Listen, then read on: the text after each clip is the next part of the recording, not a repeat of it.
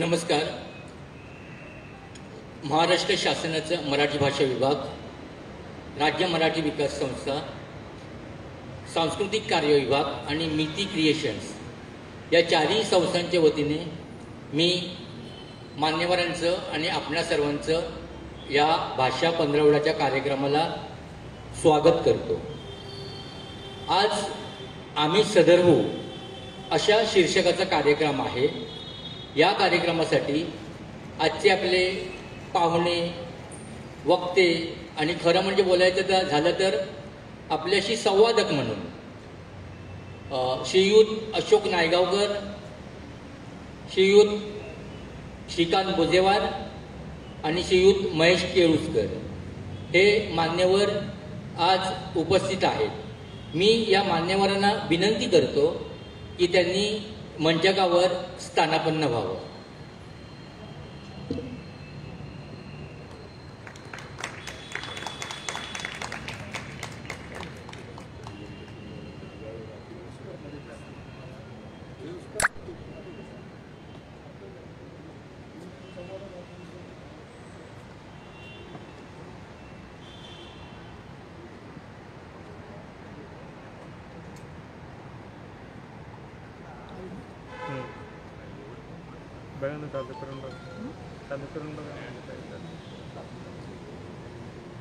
नमस्कार. पुन्हा एकदा मी मान्यवरांकडे वळण्याआधी, आज रविवार आहे आणि आधी हा घटक झाला नाही की राज्य मराठी विकास संस्थेचा परिचय. राज्य मराठी विकास संस्थेचा मी थोडक्यात परिचय करून देतो की आपण जाणताच की 1960 साली संयुक्त महाराष्ट्राची चळवळ यशस्वी झाली. परंतु त्या काळामध्ये असंही दिसून आलं की मराठी भाषा ही बरीचशी मागे आहे. याचा अर्थ असा की मराठी भाषेमध्ये मोठमोठे साहित्यिक झाले, अतिशय श्रेष्ठ साहित्य झालं, नाटक झालं, तर मराठी भाषा ही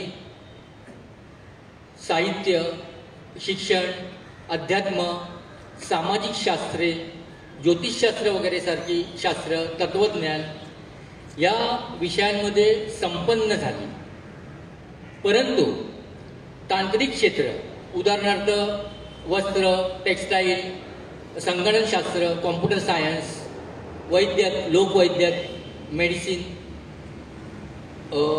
त्याच्यानंतर अभियांत्रिकी, इंजिनिअरिंग, अनेक तंत्रशास्त्र, विधी म्हणजे कायदा, या तांत्रिक क्षेत्रांमध्ये, या तांत्रिक विषयांमध्ये मराठी भाषेला बराचसा पल्ला गाठायचा होता. आणि ह्या कामासाठी सुकाणू समिती निर्माण झाली. ती 1979 साली प्राध्यापक वसंत बापट यांच्या अध्यक्षतेखाली. आणि ह्या सुकाणू समितीने 13 वर्ष कामकाज केलं, विचारमंथन केलं, अनेक बैठका झाल्या. आणि त्यानंतर 1979 नंतर 13 वर्षांनी म्हणजे 1 मे 1992 या दिवशी राज्य मराठी विकास संस्थेची स्थापना झाली. ती मराठी भाषेचा विकास करण्यासाठी. आवर्जून सांगायची गोष्ट ही आहे की मराठी भाषा आणि मराठी साहित्य हे अनेक लोक समानार्थी समजतात. अर्थात साहित्य भाषेत लिहिलं जातं, भाषा हे साहित्याचं माध्यम आहे आणि साधनही आहे. परंतु भाषा हा एक अति वेगळा असा प्रांतीय आहे, त्याच्यामध्ये खूप मोठी व्यापकता आहे. आता मी सांगितलं त्याप्रमाणे साहित्य, नाटक, तत्वज्ञान वगैरे ह्या गोष्टी तर येतातच, परंतु अनेक तांत्रिक क्षेत्र, अगदी मेडिसिन, एरोनॉट, अशा अनेक तऱ्हेची क्षेत्र त्याच्यामध्ये येतात. आणि त्या भाषेमध्ये संपन्नता मराठीला अभिप्रेत आहे. आणि बरंचसं कामकाज सिडॅकने पण केलेलं आहे. पुण्याच्या सिडॅकने बरंचसं कामकाज राज्य मराठीने गेल्या 28 वर्षामध्ये केलेलं आहे. त्याची सूची उपलब्ध आहे, आपण ती पाहू शकता. आता ह्याच्यामध्ये आपल्याला असंही दिसून येतं की भाषेमध्ये 2 दिशेने अभ्यास केला जातो. एक पार्श्वदिशा अभ्यास आणि एक अग्रदिशा अभ्यास. ज्यावेळी आम्ही दलित ग्रामीण साहित्यकोश, वराडी शब्दकोश, पालघर बोली शब्द पुस्तिका अशा प्रकारचे आम्ही ज्यावेळी प्रकल्प करतो त्यावेळी तो भाषेचा हा पार्श्वदिशा अभ्यास असतो.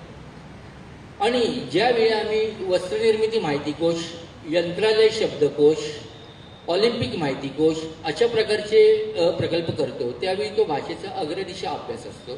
कारण नवीन नवीन शब्दांची भर पडणार असते.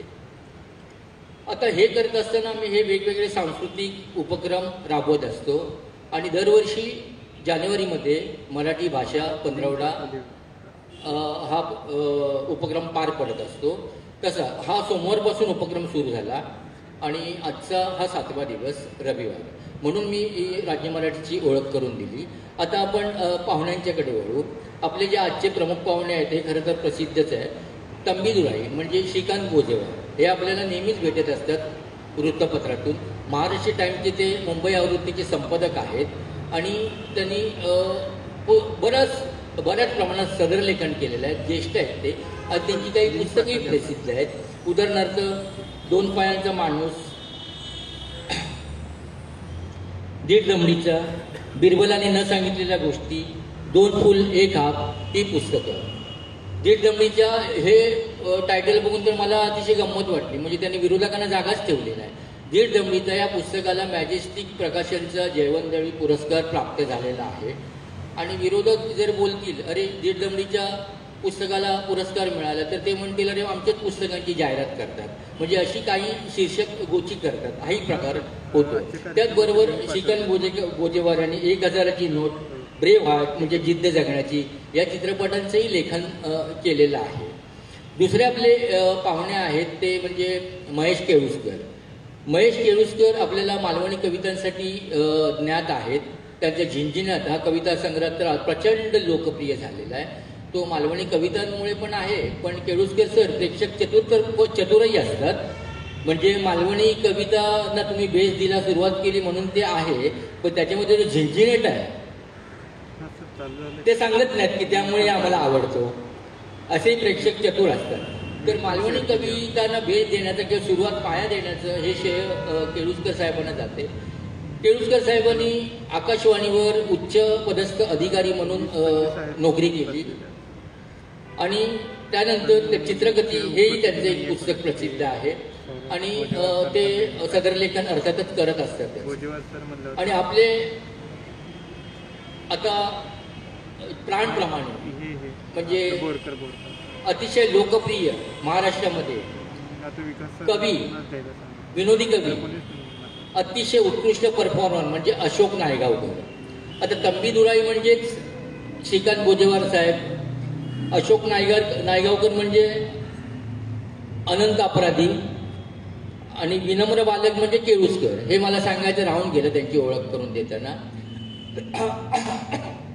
अशोक नायगावकर साहेबांच्या कविता आहेत या अनेक संग्रहांमध्ये, प्रातिनिधिक संग्रहांमध्ये समाविष्ट आहेत. पण त्याचबरोबर त्यांचा असा उल्लेख करायला लागतो की निदान आधुनिक महाराष्ट्रामध्ये किंवा मी माझ्या हयातीमध्ये बघितलेला कवींमधला सर्वोत्कृष्ट परफॉर्मर म्हणजे अशोक नायगावकर. मग अशी मला नायगावकरांच्यावरून एक किस्सा आठवला. मी भाषेचे प्रांत सांगितले, भाषा विकासाचे. आमचे एक कॉन्व्हेंट एज्युकेटेड आर्किटेक्ट मित्र, तो नायगावकरांचा अगदी डायहार्ड फॅन. मराठी शब्द वापरले पाहिजे मला जाणीव आहे, पण आता काय करणार, काही ठिकाणी नाईलाज असतो. तर तो फॅन आहे. तर तो एकदा संमेलन संपल्यावर अरे काय मस्त ना अशोक नायगावकर, किती हास्यास्पद कवी. मी त्याला म्हटलं बाबा हास्यास्पद नाही, त्याला हास्यकारक बोलतात.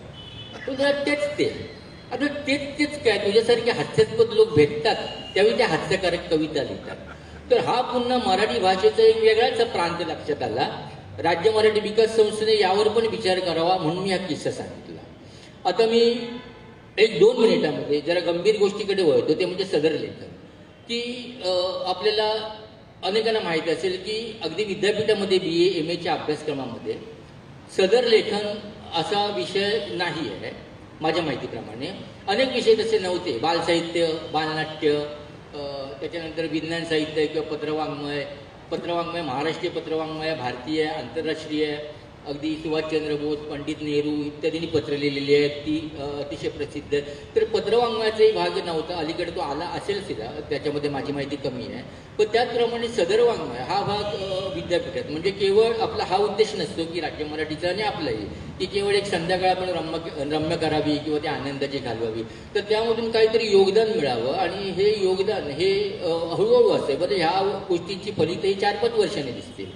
तर मी आपल्या या मान्यवरांना अशी विनंती करीन की सदर लेखनावर त्यांनी काही एक प्रकाश टाकावा. मला या गोष्टीची कल्पना आहे की विद्यापीठाचं शिबिर नाही किंवा प्रयोगशाळा नाही किंवा व्याख्यानाचं हा भाग नाही, परंतु ओघवत्या शैलीमध्ये त्यांना जर अवसर मिळाला तर त्यांनी ह्या गोष्टीवर प्रकाश टाकावा की सदर लेखनाची जी परंपरा काय आहे त्याची उपयुक्तता किती आहे, त्यावर ते बोलण्याचा त्यांना अधिकार आहे.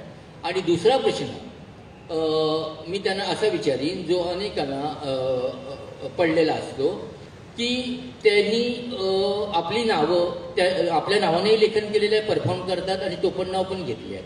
तर पूर्वीच्या काळामध्ये ब्रिटिश राज्यपद्धती होती, त्यामुळे अनेक लेखक घाबरून टोपणनाव घेत असत, नोकरी विक्रीत होते शासकीय नोकरीत. नंतरच्या काळामध्ये अनेक टोपणनावं ही श्रद्धेमुळे आलेली आहेत, केशवसूत, केशवकुमार, गोविंदाग्रज, कुसुमाग्रज आणि अनेक नावं.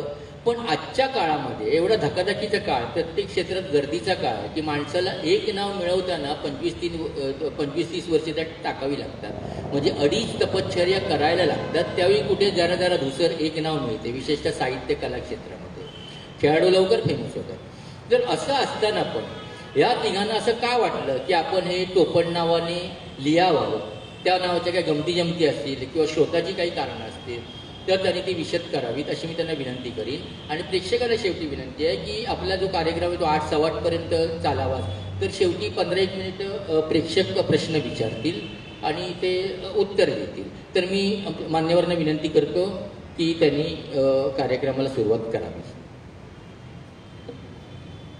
सर्वांना मनापासून नमस्कार. गेली 8-9 महिने जवळजवळ करोनाच्या काळात आपण वावरतो आहोत. मी देखील या सिद्धिविनायक म्हणजे दादरच्या या प्रभादेवीच्या भागात 8 महिन्यांनी नंतर आलो आहे आणि नवीन कुठल्या तरी गावी आलो आहे की काय असं मला आज थोडंसं वाटतं आहे. तर इतक्या अशा विचित्र किंवा अभूतपूर्व असं पृथ्वी तलावरच सबन असं म्हटलं तरी जो एक अनुभव गेले 8-9 महिने सबंध जगभरची सगळी जनता अनेक भाषिक सगळे घेत आहे. इतकं सगळं एका बाजूला असतानाही हा अशा प्रकारचा भाषेचा पंधरवडा सांस्कृतिक विभागाच्या वतीनं शासनाच्या वतीनं इथे साजरा केला जातो आहे. त्याबद्दल मी प्रथमतः आनंद व्यक्त करतो आणि शासनाचे मी इथे प्रथम आभारी मानतो. आपण सगळे इतक्या सगळ्या म्हणजे अंतर सोशल डिस्टन्सिंग ज्याला म्हणतात ते राखण्याचं किंवा मास्क लावण्याचं सगळे असूनसुद्धा तुम्ही बिनधास्तपणे इथे आलेला तुम्हा सगळ्या प्रेक्षकांचंही स्वागत करतो. तुमच्याबद्दल कृतज्ञता व्यक्त करतो एकतर, कारण अशा प्रकारे मला वाटतं गेल्या 7-8-9 महिन्यातला हा आम्ही तिघं मिळून लोकांसमोर येण्याचा हा पहिलाच असा कार्यक्रम आहे. नाही तर झूमवरती कार्यक्रम होतात पण समोर काहीतरी भिंतीवर डोकं आपटल्यासारखं ते कार्यक्रम होतात आणि मजा येत नाही. म्हणजे लांबच्या त्या स्क्रीनवरती रोज जसे आपण खाण्याचे पदार्थ बघतो आणि नुसतंच तोंडाला पाणी सुटतं तसं काहीतरी ते कार्यक्रम चाललेले आहेत. तर खरं तर मी आणि आमचे स्नेही आमचे केळुसकर आम्ही दोघं आत्ता आपल्या आदरणीय वक्त्यांनी शासनाच्या अधिकाऱ्यांनी सांगितलं की एक हे अनेक वर्ष आकाशवाणीवरती मोठ्या पदावरून निवृत्त झाल्यानंतर पण सुरुवातीला ते निवेदक देखील होते. तर त्यांचा एक आवाज महाराष्ट्रामध्ये प्रसिद्ध आहे. मी स्वतः गेली अनेक वर्ष कविता वाचन करतोय महाराष्ट्रात, महाराष्ट्राबाहेर सगळं. पण ही जी इकडे कोपऱ्यात बसलेली व्यक्ती आहे ती काही फारशी कुणाला माहीत नाही, म्हणजे श्रीकांत बोजेवार म्हटल्यानंतर फारसं कुणाला माहीत असेल असं नाही. पण तंबी दुराई म्हटल्यानंतर रविवार सकाळ उजाडल्यावर महाराष्ट्रातले सगळे राजकारणी, सगळे लेखक, सगळे अगदी अव्वल दर्जाची जी सगळ्या क्षेत्रातली मंडळी आहेत त्यांची पुढे जर कुठे पडत असेल ते पूर्वी लोकसत्तात असताना त्यातल्या त्या 2 फूल 1 हाफवरती किंवा आता असलेल्या आजचीच अगदी सकाळची एका 1.5 दमडीच्या ह्याच्यामध्ये म्हणजे एका मधुर संबंधांवरती केलेलं जे त्यांचं आजचं भाष्य आहे ते काय म्हणजे असं आपल्याला वाटतं ना, आपल्याला हेवा वाटतो. सदर लेखन नावाची गोष्ट काय असते आणि समकालीन याच्यामध्ये खूप इतिहासात काय झालं, अमुक झालं, राक्षस तागडीची लढाई झाली, पानिपतमध्ये काय झालं वगैरे, ते सगळं झालं ते झालं बरं का. ते सगळं आपल्याला माहीत आहे. आता सगळ्या रामायण महाभारत सगळं आपल्याला माहीत आहे. पण आत्ता जे चाललेलं आहे, गेल्या 8 दिवसात जे काय घडतंय ते नेमकं काय आहे. आणि ते जी व्यक्ती नेमक्या शब्दामध्ये की फारसं कुणाला न दुखवता आपल्यासमोर त्या घटनेतनं एक असा एक समकालीन म्हणजे वास्तवाच्या पलीकडे जाणारं काहीतरी असं कालसापेक्ष कालाच्या याच्यात अडकलेल्या घटनेतला संबंध कालजयी असं वर्तमानातून भविष्याकडे जाणारं असं काहीतरी जेव्हा ती व्यक्ती पकडते तेव्हा माझ्या मते क्रिएशन काय असतं, सृजन काय असतं हे सगळं. आता माझ्या बाजूला मी खरं याच्यामध्ये मी कवितेतला माणूस आहे, पण आपले केळुसकर वृत्तमानस नावाचं 20-25 वर्षापूर्वी एक करंबेळकर म्हणून जे आपल्याला इगतपुरीच्या तिथे एक मोठं रिसॉर्ट लागतं, त्या रिसॉर्टचे मालक असलेले करंबेळकर त्यांनी एक रविवारचं वृत्तपत्र चालवतं आणि त्या वृत्तपत्रामध्ये यांचं सदर चाललं होतं आणि त्याचे पुस्तक वगैरे आलं, त्याला अनेक पुरस्कार मिळाले. तेव्हा यांचं सदर आणि इकडे 1.5 दमडी किंवा 2 फूल हे कहा ही जी 2-3 पुस्तकं त्यांची जी प्रसिद्ध आहेत त्याला शासनाचा वाङ्मयीन म्हणजे विनोदी वाङ्मयाचा असलेला मानाचा पहिला पुरस्कार त्यांना अनेक पुस्तकांना त्यांना मिळालेला आहे. तुम्हाला सांगतो तर म्हणजे मी काय आहे, मी फक्त चेहरा माहीत असलेला माणूस आहे, मी मिशा माहीत असलेला माणूस आहे, पण हे लोक जे आहेत ना हे आपल्या लेखनामुळं ओळखले जाणारे लोक आहेत. तरी सुद्धा यांनी मला मध्ये बसवलंय, याबद्दल मी त्यांचे आभार मानतो. आता थोडंसं कृतज्ञता व्यक्त करायची असते आपल्या मराठीमध्ये. आणि इकडे बाजूलाच पु ल देशपांडे इकडे उभे आहेत खरं तर त्यांनाही मी त्यांचं स्मरण करतो. अशा सगळ्या हलक्या फुलक्या याच्यामध्ये त्यांनी जी टपल्या मारणं ज्याला म्हणतात त्या टपल्या गेली अनेक वर्ष 20-25 वर्ष हे मराठी समाजाला टपल्या मारत जे त्यांनी एक मनोरंजन केलेलं आहे, विनोदाला जे एक नवीन काहीतरी आयाम दिलेला आहे असं म्हणतो. तर त्या दोघांचंही मी इथे वाचक म्हणून मी आत्ता एक त्यांचा वाचक म्हणून मराठी समाजातर्फे इथे कृतज्ञता व्यक्त करतो. अशी माणसं आज खूप थोडी आहेत. म्हणजे असं उत्सुक लिहिणारे लोक खूप आहेत, पण त्यातलं नेमकं लक्षात राहील, नेमकं म्हणजे आणखी 5-6 वर्षांनी देखील ते पुस्तक वाचताना त्याचं पुस्तक झाल्यानंतर, कारण एखादी गोष्ट असते काल परवा घडलेली गोष्ट आहे ती थोड्या दिवसात शिळी होऊन जाते, पण ती शिळी झाल्यानंतर 1-2 वर्षांना ताजी वाटावी. ही जी एक लेखनीची ही जी सृजनाची सगळी करामत आहे ही या दोघांमध्ये आहे. मला वाटतंय केळुसकर तुम्ही थोडं माझं मी काय माहीत आहे का, मला स्टेजवर बसलेलो असलो की मागे शर्टाला एक अशी दोरी बांधतात आणि आमचे जे सूत्रसंचालक आहेत हे आपले अरुण म्हात्रे वगैरे ते मागणं असं खेचतात म्हणजे आता बास. तर ते व्हायच्या आधीच मी यांच्याकडे माईक देतो आणि तुम्ही भरभरून जरा थोडंसं कमी लोक असले ना तरी 1000 लोक आहेत असं थोडंसं टाळ्यांमधलं थोडंसं केलं तर बरं वाटेल, हातालाही व्यायाम होतो आणि आजूबाजूला कुठे काय जीवजंतू असतील ते पण निघून जातील. तेव्हा सदरणीय अशोकजी नायगावकर, आमचे मित्र सदरणीय श्रीकांत भोजेवार उर्फ तंबी दुराई आणि इथे जमलेल्या हजारो प्रेक्षकांनो, राज्य मराठी विकास संस्था आणि पु ल देशपांडे महाराष्ट्र कला अकादमी यांनी संयुक्त विद्यमाने आयोजित केलेल्या या कार्यक्रमामध्ये सदरहू कार्यक्रमामध्ये तुमचं सगळ्यांचं स्वागत आहे.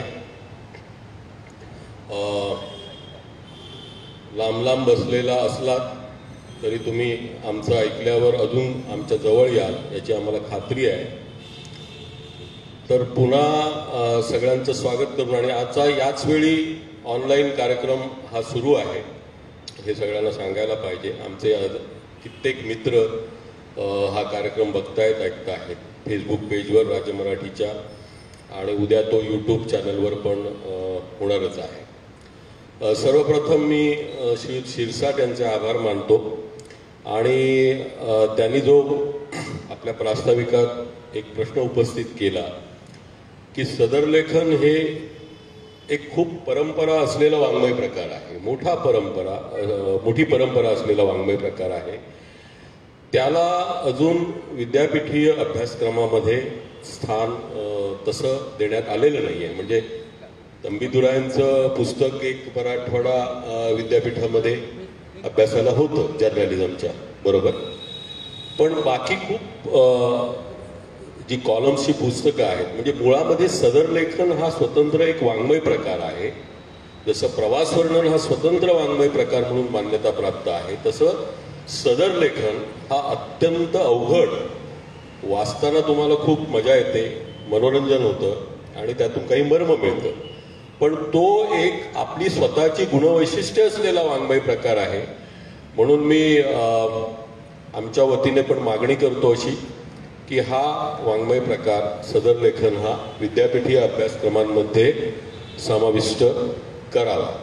आणि त्या दृष्टीने महाराष्ट्राच्या शिक्षण खात्याने आणि विद्यापीठीय जे कोण अधिकारी असतील अभ्यासक्रम ठरवणारे, त्यांनी अत्यंत गंभीरपणाने याचा विचार करावा.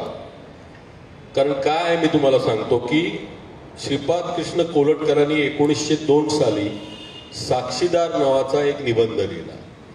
तो धार्मिक ज्या अनिष्ट प्रथा आहे त्याची अत्यंत रेवडी उडवणारा होता. म्हणजे कर्मकांड जे असतं, धार्मिक ज्या अंधश्रद्धा असतात, 1902 साली तिथून मराठीची सदरलेखन परंपरा सुरू झाली असं म्हणतात. त्याच्या आधीही असेल, पण त्याच्यावर संशोधन होणं आवश्यक आहे. आणि 1910 साली त्यांचं सुदाम्याचे पोहे नावाचं पुस्तक प्रसिद्ध झालं. मराठीमध्ये अनेक सदरलेखक होऊन गेले.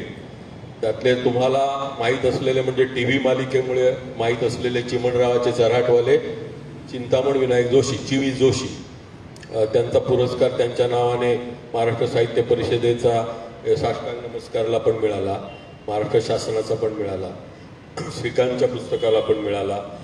आणि ह्याची शासनाने नोंद घेतलेली आहे, पण विद्यापीठीय अभ्यासक्रमात हे आवश्यक आहे. आणि खूप मोठी परंपरा आहे सदरलेखनाची, ज्यांचा आपण इथे हे आमचे सगळ्यांचे विनोदाचे कुलगुरू पु ल देशपांडे भाई आम्ही म्हणायचो त्यांना, तर ते आम्ही सगळेच मानतो त्यांना, आणि सगळा महाराष्ट्र मानतो, सगळं जग मानतो.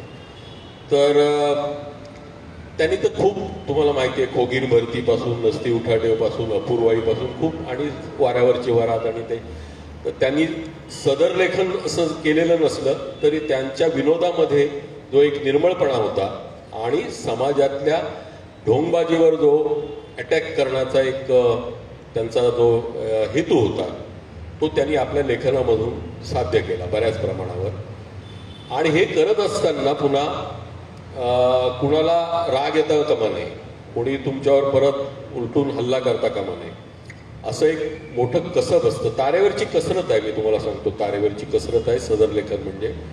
नंतर मग तुम्ही खूप सदरं वाचली असतील, तुम्ही सगळे जाणकार श्रोते आहात. ठणठणपाळ जयवंत दळवी लिहायचे आमचे, आणि मला श्रीकांतकडे बघून म्हणजे ते जयवंत दळवी पण असं स्टेजवर वगैरे कधी खूप संकोचशील स्वभाव होता त्यांचा, आणि स्टेजवर फारसे नसायचे. त्यामुळे मी बोजावरना गरिबांचे श्रीकांत आपले जयवंत दळवी म्हणतो. नाही, मला इथे दळवींचं नाव निघालंय. साहित्य संघात वगैरे वरती पुरंदरे सभागृहात कधी सभा असली तर आम्ही मागच्या खुर्च्यांवर वगैरे बसायचो, तर दळवी नेमके आमच्या शेजारी बसलेले असायचे, आणि मग ते हळूच विचारायचे, तो तिकडे माणूस बसलाय, तो कोण आहे, ते कोण आहे. तर पण स्वतःची मात्र ओळख कधी त्यांनी अशी दिलेली नाही. मागे कुठेतरी कोपऱ्यात बसायचे, आणि म्हणूनच मला वाटतंय जे ठणठणपाळ ते इतकं लिहू शकले. नंतर सुभाष बेंडेंनी गोमा गणेश लिहिलं, आणि मुकुंद टाकसाळेंनी टप्पू सुलतान लिहिलं ललितमध्ये. अनेक सदरलेखक आहेत. तुम्हाला आमच्या समकालीन म्हणजे समवयीन आणि आमच्या बरोबरचे गाजलेले आणखी एक सदर लेखक म्हणजे ब्रिटिश नंदी उर्फ प्रवीण टोकेकर. हे आमचे मित्र, ते तर रोज लिहितात. म्हणजे रोज लिहिणं सदर हे फार अवघड असतं आणि त्याच्यात परत ते विनोदाचा ताजेपणा टिकून ठेवणं, नाही का. तर ते एक अप्रतिम सदर सुधीर सुकटणकर लिहितात. खूप लोक लिहितात. सध्या पण चालू आहे सदर लेखन. आणि ह्या संपूर्ण अशी एक मोठी परंपरा सदर लेखनाची मराठीला लाभलेली आहे. आता नायगावकरांनी अनंत अपराधी नावाचं म्हणजे तातूस पत्र लिहायचे. ते अगदी मासलेवाईक असायचं प्रत्येक पत्र. हे जे त्यांनी मॉडेस्टी जी दाखवली की मी बाबा कवी आहे, म्हणजे काय आम्ही काय कवी नाही का असं. ते म्हणजे मी कवी आहे हे सदर लेखन वगैरे, पण तसं नाही आहे. त्यांनी चांगलं गद्यलेखन केलेलं आहे आणि त्यांचा तो एक मास्क आहे. म्हणजे यांच्या एवढा गंभीर मनुष्य कोणी नाही. तुम्हाला त्यांचं वाचन जर सांगितलं, वाचन काय करतात नायगावकर, तर तुम्हाला आश्चर्य वाटेल. म्हणजे वाईचा जो विश्वकोश आहे, तर तिथे बसून त्यांनी अनेक सगळं ते नवभारतपासून सगळं त्यांचं वाचन चालू असतं. त्यावेळीही होतं. आणि लोकांना काय वाटतं की नायगावकर म्हणजे विनोदी आहेत वगैरे वगैरे वगैरे, पण त्यांचा जो बेस आहे तो संपूर्ण अंतर्मुख करणारं त्यांचं वाचन आणि निरीक्षण. तसंच श्रीकांत भोजेवार यांचं आहे. ते वृत्तपत्रात काम करतात. मी एकेकाळी पत्रकार होतो आणि मी एका वृत्तपत्रात काम केलं होतं. नंतर मग मी आकाशवाणीमध्ये काम केलं बऱ्याच वर्षी. टोपण नावं आम्ही का घेतो हा प्रश्न शिरसाट यांनी विचारला. तर ब्रिटिश काळामध्ये नव्हे, इथे पण म्हणजे गव्हर्नमेंट सर्व्हिसमध्ये सुद्धा टोपण नावानेच लिहावं लागतं. आणि दुसरी गोष्ट असते, विशेषतः राजकीय सदर जे मी लिहायचो राजकीय स्वरूपाचं, त्याच्यामध्ये नाव उघड होईपर्यंत तुम्हाला संपादकांवर आणि तुमच्यावर पण दबाव येण्याची शक्यता असते. आणि असे प्रसंग घडलेले आहेत. ते नंतर ओघाओघामध्ये मी सांगेन काय काय झालं ते साष्टांग नमस्कार लिहिताना. तर असं आपलं लेखन जे आहे ते मुक्तपणे लिहिता यावं आणि आपली ओळख. आता हे मास्क आत्ता आले कोरोनामुळे, पण आम्ही मास्क त्यावेळेपासून घातलेले आहेत. तंबी दुराई हा एक मास्क आहे, अनंत अपराधी हा एक मास्क आहे, विनम्र बालक हा एक मास्क आहे.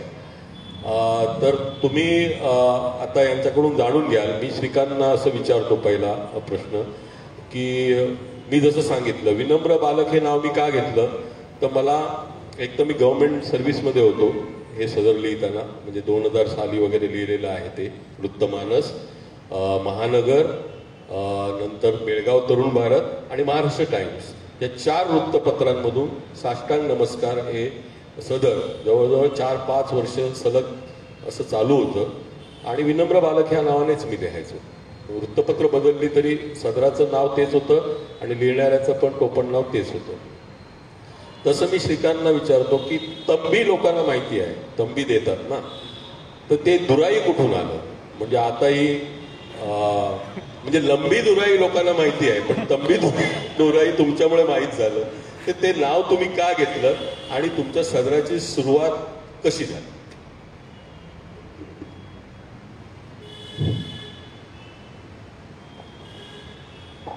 खरं म्हटलं तर एखाद्या टार्गेट व्यक्तीला टार्गेटपणा मुक्तपणे करू द्यायचा असेल तर त्याला असं एक झाकण चढावं लागतं काहीतरी, ही व्यक्ती नाही आहे. तर तसं एक मला हे असं करावं लागलं मला. दुसरी गोष्ट असं असते आपल्याकडे जे पत्रकार असतात, मी पत्रकार असल्यामुळे मी सुरुवातीला 4-5 वर्ष जवळपास चित्रपट पत्रकारिता करत होतो. सिनेमाचे रिव्ह्यू मी जवळपास 2010पर्यंत सिनेमाचे रिव्ह्यू लिहिले, 2008-9पर्यंत. माझ्यावर चित्रपट पत्रकार असा शिक्का होता. चित्रपट समीक्षा लिहित असताना आम्ही तेव्हा लोकसत्ताची रंगतरंग नावाची पुरवणी होती. तर आपल्याकडे गॉसिप लिहिण्याची एक विशिष्ट पद्धत असते. ते फार असं बटबटीत गॉसिप लिहिलं जातं आपल्याकडे साधारणतः. पण मला असं वाटतं की गॉसिप हा एक ललित लेखनाचा प्रकार आहे. त्याच्यामध्ये 4 ओळी खऱ्या असतात. खरी घटना काहीतरी घडली आहे, पण त्या 4 ओळी तुम्ही ललित शैलीमध्ये जरा रंगवून सांगितलं की त्याचं छान गॉसिप होऊ शकतं. म्हणजे त्याला चांगल्या लेखनाचा दर्जा येऊ शकतो त्या गॉसिपला जर तुम्ही चांगलं स्वरूप दिलं तर. तर त्यामुळे मी तेव्हा रंगतरंगमध्ये गॉसिपचं सदर सुरू केलं. त्याचं नाव होतं सुने मिस्टर. आता जुनं गाणं अनेक लोकांना माहीत असेल, गाणं सुने मिस्टर चालबाज अशा त्या गाण्याच्या ओळी होत्या. आणि मी त्या सदरासाठी चालबाज असं टोपण नाव घेतलं तेव्हा. आणि कॉलमचं नाव सुने मिस्टर आणि मी चालबाज नावने लिहायचं. आणि मग ते लिहिताना माझ्या आणि आमचे जे संपादक होते अरुण टिकेकर त्यांच्या पण लक्षात आलं की हे जे गॉसिप लिहिलं जातं हे बाकी फिल्मी गॉसिप असतात त्या पद्धतीचं गॉसिप नाही आहे. आपल्याकडे पद्धत अशी आहे थोडीशी वाईट की जो चित्रपट पत्रकार असतो तो चित्रपटाच्या बाहेरचं फार काही वाचत नाही, तो फार मर्यादित राहतो तिथेच तिथे. पण माझं स्वतःचं साहित्याचं वाचन होतं, अनेक गोष्टीचं वाचन होतं. आणि हे वाचन जेव्हा त्यातून दिसायला लागलं तेव्हा त्या गॉसिपला थोडंसं ललित लेखनाचं आणि चांगलं स्वरूप आलं. आणि तेव्हा मला असं आठवतं की पुरुषोत्तम बेर्डे तेव्हा नवीन नवीन दिग्दर्शक झालेले होते. आणि पुरुषोत्तम बेर्डेंनी मुरुडला एक हॉटेल सुरू केलं त्या काळामध्ये, अशी बातमी आली होती. तर पुरुषोत्तम बेर्डेंनी हॉटेल सुरू केलं, याच्यावरती मी एक छोटासा एक ललित किस्सा दिला त्याच्यामध्ये सुने मिस्टर कॉलममध्ये. आणि त्याचं शीर्षक दिलं होतं दिग्दर्शक तळतोय मासा. आणि ते वाचल्यानंतर पुरुषोत्तम बेर्डे जाम खुश झाला. मला अरे सिनेमावर अशा पद्धतीने कोणीच लिहिलं नाही आतापर्यंत, चित्रपट दिग्दर्शक मासा तळतोय, ही काय गंमत आहे जबरदस्त. तर असं कोणी या पद्धतीने कोणी अरे पुरुषोत्तम बेर्डेंनी हॉटेल सुरू केलं आता वगैरे, त्याचे पिक्चर बहुतेक चालणार नाही, त्यांनी दुसऱ्या व्यवसायाची काहीतरी व्यवस्था केली, अशा प्रकारचं कोणीतरी काही लिहिलं. पण ही वेगळंच काहीतरी तू लिहिलेस. आणि पुरू खूप खुश झाला तेव्हा ते वाचल्यानंतर. आणि तेव्हा टिकेकरांच्या पण लक्षात आलं की बाकी सिनेमाचे कॉलम आणि ह्या सिनेमाचा कॉलम याच्यामध्ये फरक पडतो, हे वेगळं काहीतरी होतं आहे. आणि त्याच काळामध्ये लोकसत्ताची लोकरंग पुरवणी जी आहे त्याचं स्वरूप बदलत होतं. म्हणजे टिकेकर संपादक झाले होते, त्याच्या आधी माधव गडकरी संपादक होते, विद्याधर गोखले संपादक होते. तर त्यांच्या काळात लोकसत्ताच्या लोकरंग पूर्णिमेचं जे स्वरूप होतं ते स्वरूप बदलण्यासाठी अरुण टिकेकर प्रयत्न करत होते त्या काळामध्ये. आणि त्यांना असं वाटत होतं की साधारणतः सप्लिमेंटमध्ये रविवारच्या पूर्णिमेमध्ये फार वैचारिक जड असे लेख असतात आणि त्याला छेद देण्यासाठी काही थोडंसं तरी काहीतरी हलकं फुलकं असावं असं त्यांना वाटत होतं. तेव्हा त्यांच्या डोक्यात एक कन्सेप्ट आली की तू काहीतरी, मला एक दिवस ते म्हणाले तू विनोदी लिह याच्यामध्ये काहीतरी सप्लिमेंटमध्ये. तर मी साधारणतः सिनेमावाला पत्रकार असल्यामुळे त्यांना म्हटलं पण मी सिनेमावर लिहिणारा माणूस आहे, मग मी या सप्लिमेंटमध्ये का लिहिणार. कारण त्यांची इच्छा होती की काहीतरी पॉलिटिकल सोशल कल्चरल असं काहीतरी कॉमेडीज याच्यामध्ये याव्या. म्हटलं मी सिनेमावाला माणूस आहे, मी काय लिहिणार याच्यामध्ये. तर मला म्हटलं तुझ्याशी बोलताना मला कळतं की तुला सिनेमाच्या बाहेरचं खूप काही कळतं, लक्षात येतं तुझ्या, आणि तू कोट्या करू शकतोस, त्याच्यावरती लिहू शकतोस. तर तेव्हा ते लिहिलं गेलं. आणि कोणाच्या मुक्तपणे टोप्या उडवता, कारण काय पत्रकाराच्या सगळे ओळखीचे असतात, आजूबाजूला सगळी माणसं वावरत असतात. म्हणजे मी दिग्दर्शकांना भेटतो, मी कलाकारांना भेटतो, मी ज्या आवाजकारांना भेटतो, मी सगळ्या लोकांना भेटत असतो. सगळे मला चेहऱ्याने ओळखत असतात, नावाने ओळखत असतात. तेव्हा त्यांच्या जर टोप्या उडवायच्या तर मला एक प्रोटेक्शन काहीतरी हवं, कारण मी लिहित नाही असं म्हणायला मी मोकळा पाहिजे. हे काही मी लिहिलेलं नाही आहे. त्या कल्पनेतून मी टोपण नाव लिहावं अशी एक कल्पना आली. दुसरं एक त्याला कारण असं होतं मी टोपण नाव स्वीकारण्याचं की मी आत्ता तुम्हाला मागाशी सांगितल्याप्रमाणे सिनेमावर लेखन करणं हे दुर्दैवाने आपल्याकडे थोडंसं डावं समजलं जातं. अरे हा सिनेमावर लिहितो, म्हणजे इव्हन अनेकदा सिनेमावरचे रिव्ह्यू जे लिहिले जातात, रिव्ह्यू कोणी लिहायचा, तुला कळतं का सिनेमातला तुझा, तू परीक्षण लिहि सिनेमाचं, अशा प्रकारचं कोणाला जरी सांगितलं जातं. अशा प्रकारची परंपरा होती आपल्याकडे. सिनेमाच्या रिव्ह्यूच्या बाबतीत आपण फार गंभीर अजूनही नाही आहे खरं सांगायचं तर अशा प्रकारे सिनेमाची पत्रकारांची प्रतिमा असते. त्यामुळे सिनेमाचा पत्रकार जो शिक्का माझ्यावरती बसलेला होता त्या कॉलममध्ये जर मी श्रीकांत भुजबळ असं नाव दिलं असतं की 2 फुले खाप खाली श्रीकांत भुजबळ, तर 50% लोकांनी आधीच ते बाजूला केलं, सारे श्रीकांत भुजबळ सिनेमावाला माणूस आहे, हे काय वाचायचं. त्याच्याकडे थोडंसं हलकेपणी बघितलं गेलं. तर हा शिक्का त्याच्यावरती नको, एक प्रतिमामुक्त कोणीतरी नवीन माणूस आहे, लोकांनी त्याच्याकडे नव्या दृष्टीने बघावं, उत्सुकतेने बघावं हा कोण माणूस आहे. त्यासाठी पण मी ते टोपण नाव घेतलं. आणि मुळात टिकेकरांची पण तशी इच्छा होती की मी ते टोपण नावाने लिहावं. कॉलमचं नाव जेव्हा ठरलं की आम्ही खूप विचार केला कॉलमचं नाव काय असावं त्याच्यावरती. आणि मग 2 फुले खाप असं नाव तिकडे फायनल झालं शेवटी. अशा पद्धतीचं जरा क्लिक होईल असं वाटलं.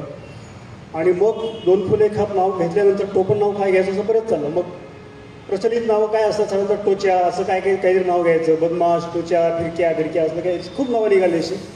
पण मला त्या काही गंमत वाटत होती त्या नावाने. म्हटलं जसं 2 फुले खाप कॉलमचं नाव तुम्हाला पटकन कॅच करतं, काहीतरी वेगळं असावं वाटतं, तसं टोपण नाव पण वेगळं काहीतरी असलं पाहिजे असं वाटत होतं. आणि खूप विचार केल्यानंतर अचानक असं डोक्यात आलं की 2 फुले खाप अशी आपण हॉटेलमध्ये रुपयाच्या हॉटेलमध्ये वगैरे जर आपण ऑर्डर दिली चहाची वगैरे, आणि 2 फुले खाप घेऊन वगैरे, तर तिची मुलं असतात रुपयाच्या हॉटेलमध्ये काम करणारी, त्यांना तंबी म्हणतात. त्या मुलांना. तंबी म्हणजे धाकटा भाऊ हा मूळ तामिळ शब्द आहे आणि ते सगळे उडपींच्या हॉटेलला दक्षिणेतली असल्यामुळे तिकडे तंबी असं म्हणतात त्या पोरांना. अरे तंबी इकडे असं म्हणायचं. तर मी टीकेकरांना म्हटलं आपण 2 फुले कप नाव घेतलं वर तर खाली तंबी असं नाव घेऊया म्हटलं. मग टीकेकरांना छान आहे तंबी नाव छान आहे पण एक काम कर ते खरं वाटावं असं वाटावं म्हणून त्याला आपण आडनाव जोडूया. आणि दक्षिणेतलं सर्वात लोकप्रिय आडनाव कुठलं तर दुराई. अण्णा दुराई सगळ्यांना माहीत आहे. अण्णा दुराई म्हटलं दुराई त्यांनी काढलं आणि तंबीला जोडलं टीकेकरांनी. क्या बात. आणि त्यातून ते तंबी दुराई तयार झाला. जवळपास कॉलम सुरू झाला 2000 साली कॉलम सुरू झाला होता. हे 2020 आहे. मी गेली 20 वर्ष सदर लिहितो आहे. 2000 साली जेव्हा कॉलम सुरू झाला त्याच्यानंतर जवळपास 2.5 ते 3 वर्ष मी लिहितो. हे आमच्या ऑफिसमधल्या 2 लोकांशिवाय कोणाला माहिती नव्हतं. म्हणजे मी अरुण टिकेकर आणि तेव्हा कॉलम जे हाताने लिहायचो मी त्या काळामध्ये. त्यामुळे कंपोज करणारी जी व्यक्ती होती प्रत्यक्ष ती तिसरी व्यक्ती आहे. तिघांवरती तर कुणाला माहीत नव्हतं. दोन्ही सुद्धा त्या 2 वर्षामध्ये खूप चर्चा झाली कोण लिहितो. जी साधारणतः विनोदी लेखक म्हणून नावं माहिती होती लोकांना. शिरीष कणेकर माहिती होते. मग त्यांच्यावर विषय गेला. मग अशोक जैन मठामध्ये लिहितात कलंदर नावाने. त्यांनीच कॉलम तिकडे लिहिला असेल तंबी दुराई नावाने कारण टिकेकरांचे मित्र आहेत ते. अशा प्रकारे खूप वेगवेगळ्या लोकांची नावं घेतली गेली. काही लोक तर मलाच विचारायचे अरे तुमच्याकडे ते तंबी दुराई तर कोण लिहितं रे बरं. मी लोकसत्तामध्ये असताना साहजिक आहे मला विचारायचं. मला माहीत नव्हतं कोण लिहितं का. असं जवळपास 2.5-3 वर्ष ते लपून राहिलं. 2.5-3 वर्षांनी त्या पुस्तकाला एक पुरस्कार मिळाला त्या स्तंभाला विनोदी लेखनाचा. आणि विनोदी लेखनाचा पुरस्कार जेव्हा जाहीर झाला तेव्हा मी त्यांना सांगितलं की म्हटलं मी तर टोपणावनं लिहितो. मी काही स्टेजवर येणार नाही आहे पुरस्कार घ्यायला. तर म्हटलं तुम्ही कोणाला तरी पाठवतो माझ्या वतीने त्यांना पुरस्कार द्या. पण त्यांची इच्छा होती की तू तंबी दुराईची यावं. मग ते अरुण टिकेकरांना भेटले. टिकेकर म्हणले आता 2.5-3 वर्ष झाली कुसबुस चालली तुझ्या नावाची थोडी इकडे. आता तू जा स्टेजवर जाहीर करून टाक. आणि मग मी स्टेजवर गेलो. तेव्हा हे बहुत दिनों का प्यार है रब्बा बडा लंबी दुराई तंबी दुराई असे टोपण नावांचा इतिहास असतो. आणि माझा तुम्हाला सांगितलं मी फार विनम्र माणूस आहे. पण विनम्र असून ह्याने फार उद्धट लिहिलेलं आहे असं अशोक जैन यांनी या पुस्तकाला प्रस्तावना लिहिताना म्हटलेलं आहे.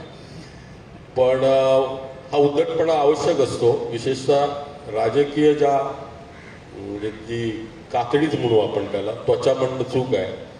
ती कातडी इतकी निबर असते की त्याला खूप मोठा असा दाभण नाही. त्याला एकदम असं तलवारच लागतो. म्हणजे तलवार लागते तर त्याला थोडंसं मुंगी चावल्यासारखं तलवार लावली तर त्याला मुंगी चावल्यासारखं वाटतं. तर त्यामुळे मी ते विनम्र बालक आहे. आणि ती मानपत्र मी लिहायचो. मी नायगावकरांना विचारतो की एवढा पुण्यवान माणूस तुमच्यासारखा लोकप्रिय माणूस त्याने अनंत अपराधी हे नाव घेण्याचं कारण काय बाबा. काय म्हणजे हे नावच किती विचित्र आहे आणि विनोदी आहे. अनंत अपराधी या नावाने त्यांनी तातूस पत्र लिहिली.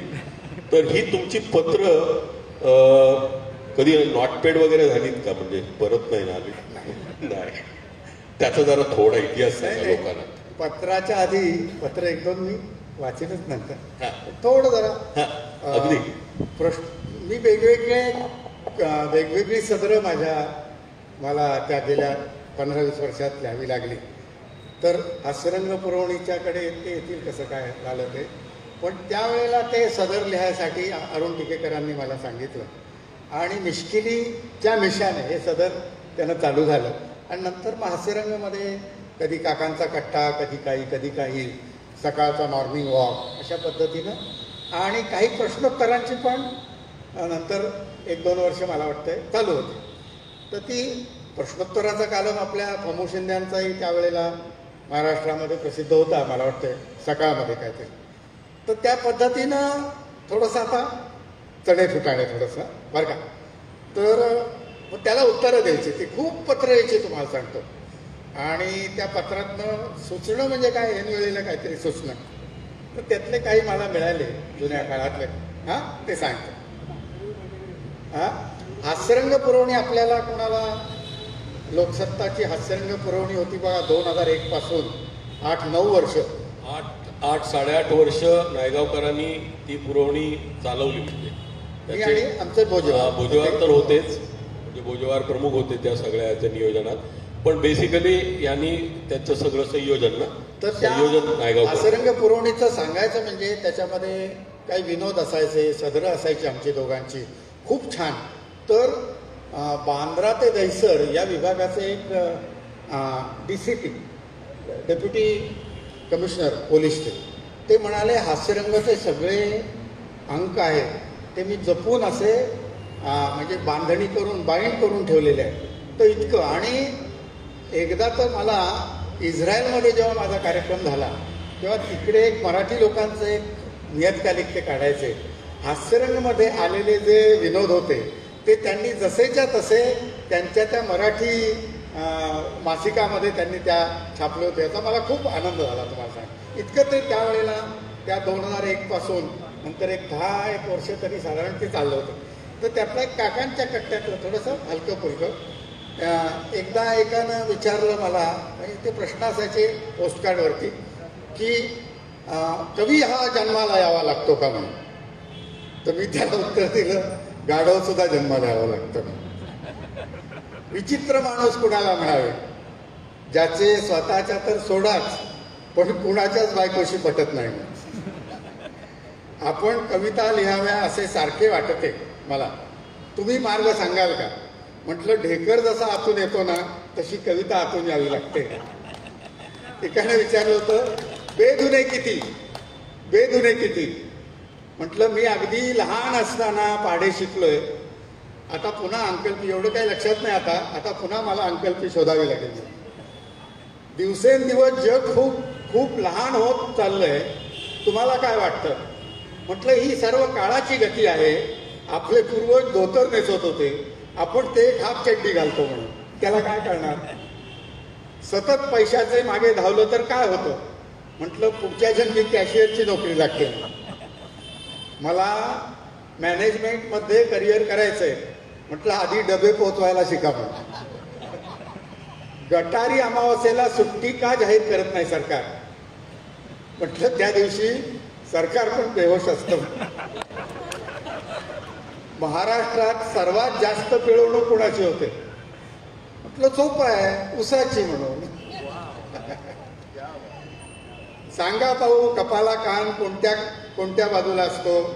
म्हटलं असं सगळ्यांदेखत नको, मी तुमच्या कानातच सांगतो. पुनर्जन्म मिळाला तर तुम्हाला कोणत्या घराण्यात जन्म मिळावा असे वाटते. उगाच दुसऱ्या कुठल्या घराण्याचं नाव कशाला खराब करा. म्हटलं वाढदिवस एकदाच का येतो. आहेर यायची खूपच चटक लागलेली दिसते तुम्हाला. तुमच्या उत्तरांनी कधी कधी हसायला येत नाही. बघा त्याचं बरोबर आहे, तुमच्या उत्तरांनी कधी कधी हसायला येत नाही. म्हटलं कधी कधी येत नाही म्हणताय म्हणजे तुमच्यात खूपच सुधारणा आहे. आपण पाण्याच्या आत जाऊन रडू शकतो का. डुबी मारून रडू झालं की लगेच वर या, नाहीतर घरच्यांवर रडायची पाळी येईल. विवाहित पुरुषाने अविवाहित मुलीकडे पाहावे का. म्हटलं पुढच्या पगाराला गॉगल विकत घ्या. कणिक भिजवताना नेहमी माझ्या हातून सैलच भिजते, मग बोलणी खावी लागतात. काय करू. कुठलेही काम करताना आधी मन घट्ट ठेवावे लागते, आणि तुमचा आवडता नेता कोण अशा प्रश्नांनी खरं तर आपण अडचणीत येतो. उद्या जर तुम्हाला कोणी विचारलं तुमची आवडती बायको कुठली, आणि शेवटी ग्रहणापासून आपण काय शिकावे. कधी कुणाच्या आड येऊ नये.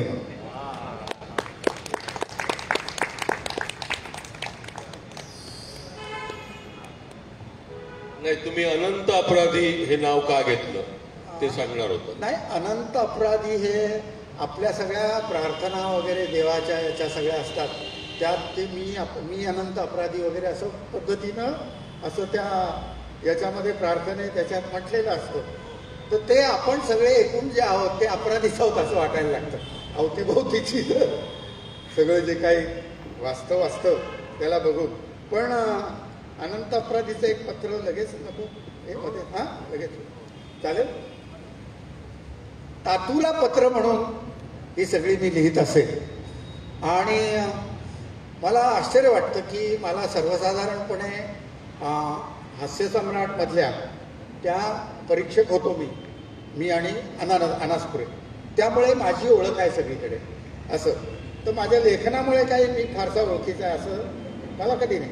पण काही ठिकाणी जेव्हा मी गेलो तेव्हा ते म्हणाले की तुमचं ते जे अनंत अपराधी तातूची पत्र आहेत ना हास्यरंगाची, ती खरी म्हणजे नाट्यक्षेत्रात याच्यातली मंडळी आपले हे भावे मराठामध्ये काम करणारे संपादक आपले मधुकर भावे, ते पण एकदा म्हणले नागावकर तुम्ही ते धातूची पत्र पुन्हा का नाही लिहित म्हणून, ते खूप छान वाटायचं. तर असं जेव्हा काही क्षेत्रामधनं मला महाराष्ट्रात आणि महाराष्ट्राच्या बाहेर जेव्हा त्यांचा अभिप्राय मिळाला, दाद मिळाली, तर ते एक धातूचं पत्र वाचून दाखवतो. बघा जरा आत्ता सगळं कोरोना काळाशी संबंधितच आहे. प्रिय तातूस, बरेच दिवसापासून तुझी आठवण काढावी असे वाटत होते आणि आता तर काय सगळीकडे ठप्प झाल्यामुळे नुसत्या आठवणी काढायचेच दिवस आले. अरे आपण आयुष्यभर सर्वांनी एकत्र यायला पाहिजे असे शिकत आणि शिकवत आलो. आता तर सर्वांनी दूर अंतर ठेवा, वेगळे व्हा, जवळ येऊ नका सांगायची पाळी आली आहे. अरे आपल्यावर एकत्र कुटुंब पद्धतीचे संस्कार झालेले. आता मुले तर लग्न होऊन वेगळी राहतातच, पण ती देखील वेगळी होत आहेत आणि आता कोरोनाचे कोलीत म्हटल्यावर कोण वेगळे होईल काही सांगता येत नाही. अरे परवा नानाकडे पूजा होती तर गुरुजींनी हाताला हात लावा म्हणून सांगताना फक्त शास्त्र करा असे सांगितले. हल्ली मी फारसा कुठे जात नाही, अर्थात कुणी बोलवतही नाही हे खरेच आहे म्हणा. पण जसा कोरोनाचा उद्रेक झाला ना तसं 2 आठवड्यांपासून मी सगळं सामान भरायला सुरुवात केली. अरे रोज सकाळ संध्याकाळ 2-2 पिशव्या भरून मी सामान घेऊन यायचो तर सगळेजण मला हसायचे. पण आज आमच्याकडे सगळ्या डाळी तांदळापासून गव्हाच्या पिठापर्यंत सर्व भरून ठेवले. एखादा द्रष्टा पुरुष असतो त्याला कशी पुढची जाणीव होते तसे माझ्या बाबतीत काही वेळा होते. माझ्या पत्रिकेतच हा योग असल्याचे मागे एका ज्योतिषाने सांगितले होते. अर्थात हे मी कुणाला सांगत नाही. नाहीतर एवढा द्रष्टा पुरुष क्लार्क म्हणून कसा काय रिटायर झाला म्हटले असते. सगळी हॉटेले बंद झाल्याने नानाला काय उकळ्या फुटल्यात. अरे त्याची मुले नातू सुना शुक्रवारपासून जो बाहेर जेवायला जातात ते रविवार संध्याकाळपर्यंत बाहेरच जेवायचे. नानाला काय मुगाची खिचडी आणि ताक असले की खुश, अर्थात त्याला पथ्यही आहे म्हणा. अरे सगळ्या सोसायटीत आता स्वयंपाकाची सवय लागल्याने काय खमंग वास दरवळायला लागलेत म्हणून सांगू. अरे परवा तर स्वयंपाक करणे ही अत्यावश्यक सेवा असल्याचे मुख्यमंत्र्यांनी टीव्हीवर जाहीर केले. त्यामुळे घरातील पुरुषांवर कामाचा बोजा खूपच दुप्पट वाढलाय. एक तर हेडफोन लावून लॅपटॉप समोरही बसायचे आणि समोर ताटात ठेवलेली गवारी मेथी निवडून द्यायची. अरे ही घरून काम करण्याची पद्धत इतकी विचित्र आहे की सोसायटीतले बरेच जण एकमेकांकडे जाऊन काम करतायत. आता शेजारच्या भाऊजींना कोण कोथिंबीर निवडा म्हणून सांगेल का? कंपन्या पण यावर्षी फायद्यात येणार म्हणतायत. अरे सबसिडाईज कॅन्टीनचा खर्च वाचला, वेगवेगळे अलाउन्स पण द्यायची गरज नाही, तुम्ही घरीच बसणार म्हटल्यावर कन्व्हेयन्सचा प्रश्नच मिटला. आणि AC पासून ते पंखे लाईट्स हा खर्च एकदम शून्यावर झालाय. अरे काहींनी तर आपल्या कंपनीची जागा भाड्याने देण्याची जाहिरात पण दिली आहे.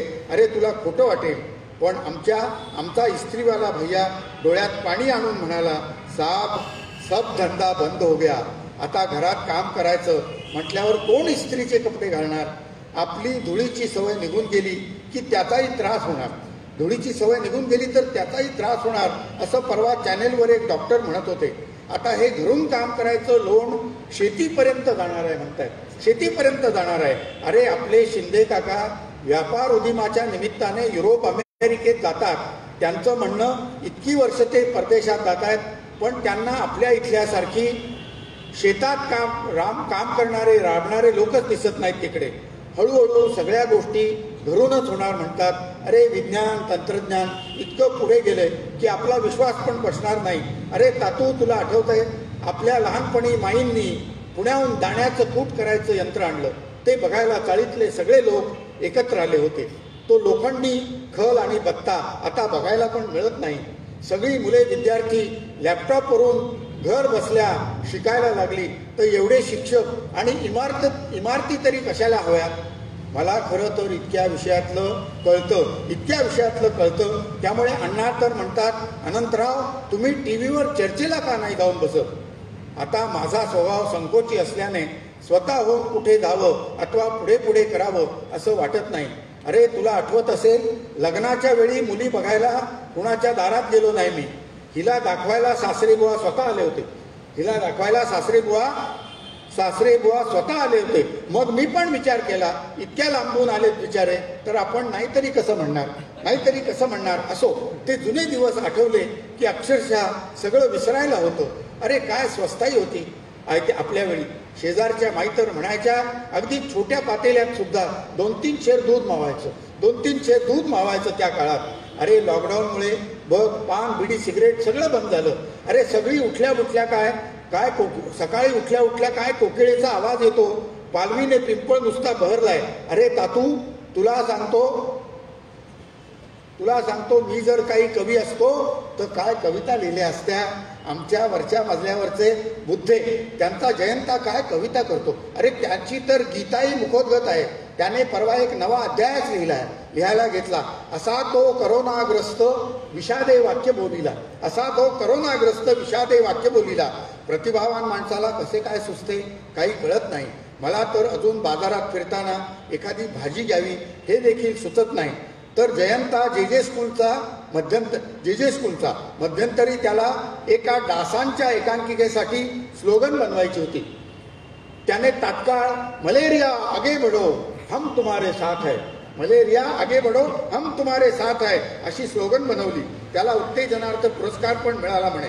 खरे तर तूही घरी आहेस, मी पण घरीच आहे.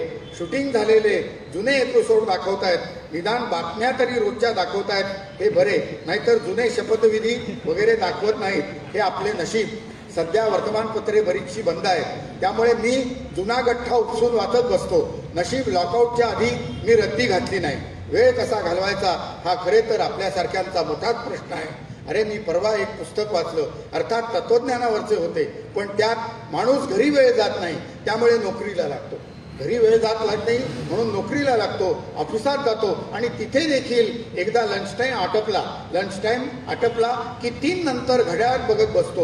उगाचच शिर्के तुमच्या घड्याळात किती वाजले तो, किंवा तिकडे युरोपात आत्ता किती वाजले असतील, अशा चर्चा करत बसतो. अरे घड्याळाचा शोध लागला नसता तर लोकांनी वेळ कसा घालवता असं वाटत राहतं.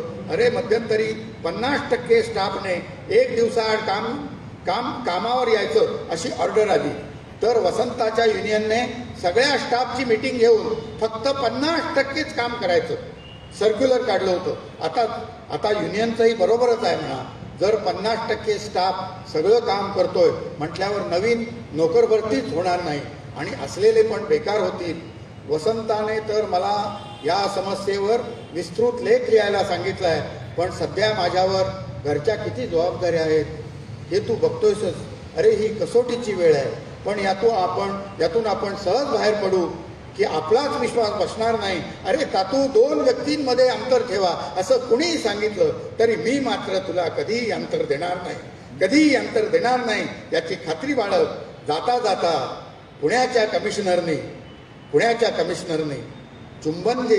चुंबन घेतानाही स्ट्रॉ वापराव्यात असं आवाहन केल्याचं कळलं आहे. ते खरे आहे काय? तुझा अनंत अपराधी. यांना स्ट्रॉ काय किंवा डायरेक्ट काय, यांना याचा गोष्टीचा काय संबंधच नाही. यांच्या मिशा एवढ्या मोठ्या आहेत की यांना पाईपच लागेल चुंबन घ्यायला, म्हणजे मोठा. तर हे एवढी लांबलचक पत्र लिहिण्या एवढा वेळ नायगावकरांकडे होता, त्यामुळे ते मोठी पत्र लिहायचे. पण ती इंटरेस्टिंग असायची, त्यामुळे वाचक वर्ग त्याच्यावर खुश होता आणि उड्या पडायच्या त्यांच्या कॉलमवर. मराठीचा 15वडा मी मानपत्र लिहिली, ते पत्र लिहायचे, मी मानपत्र लिहायचो. साष्टांग नमस्कार नावाचं माझं सदर होतं, जे मी सांगितलं की विनम्र बालक ह्या नावानं मी लिहायचो.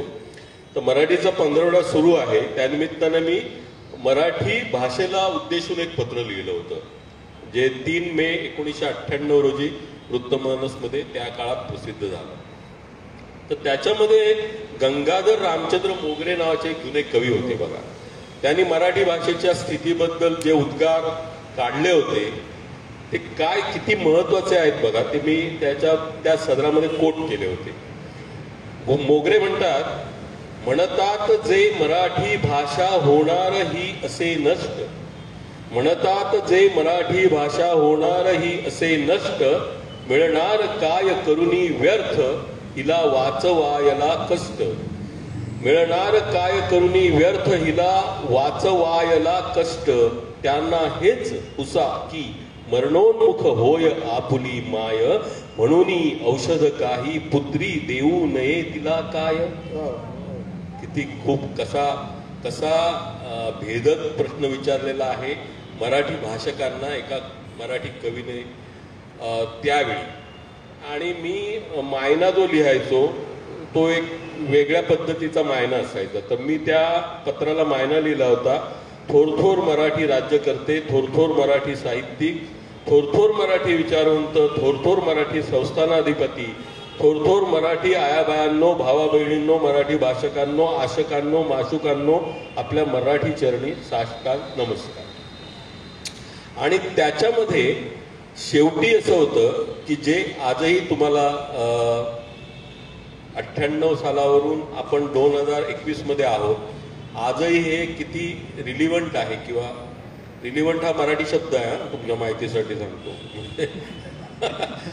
तर हे किती आजही लागू पडतं बघा, की मराठी भाषेबद्दलचा आपला न्यूनगंड जाण्यासाठी आणखी काय करता येईल. इडली डोसा, अप्पम, चिकन, पिझ्झा आदी मराठी माणसांच्या आवडीच्या पदार्थांची नावं बदलून मराठी ठेवावी लागतील. थालीपीठ, मोदक, फणसाची भाजी, सगळे नायगावकरांच्या आवडीचे पदार्थ आहेत.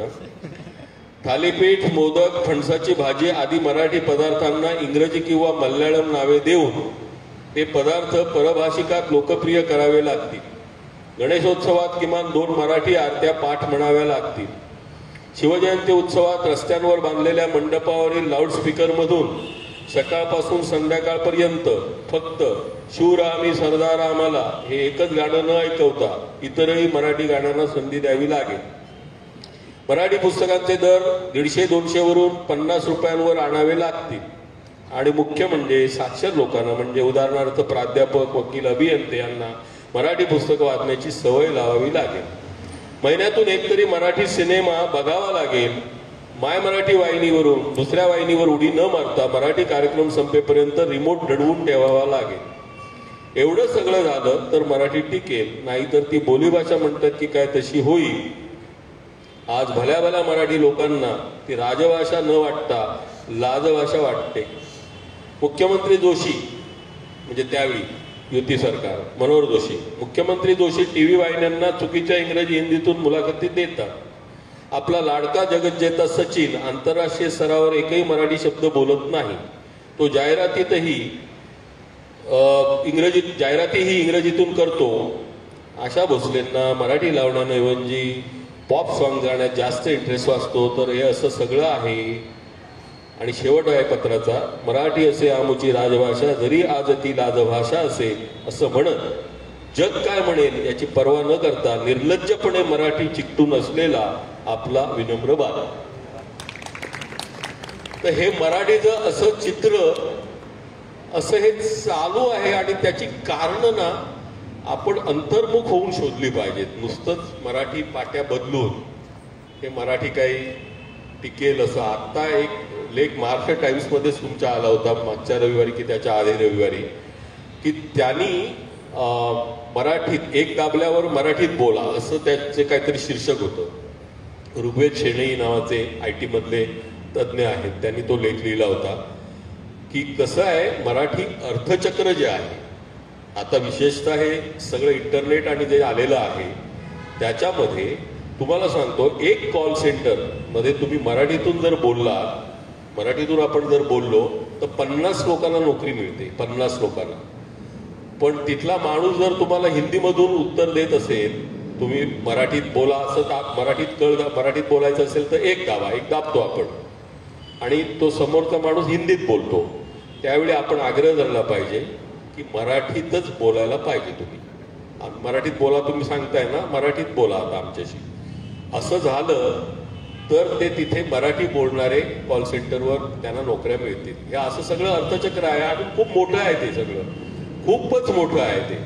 आणि आता पुढचं सगळं डिजिटल आपण म्हणतो आहोत, जे युग येत आहे, तर ते सगळं युग मराठी लोकांची आर्थिक सुबत्ता वाढवण्यासाठी आणि तरुण मुलांना खूप नोकऱ्यांची संधी आहे, मराठीत पण आहे.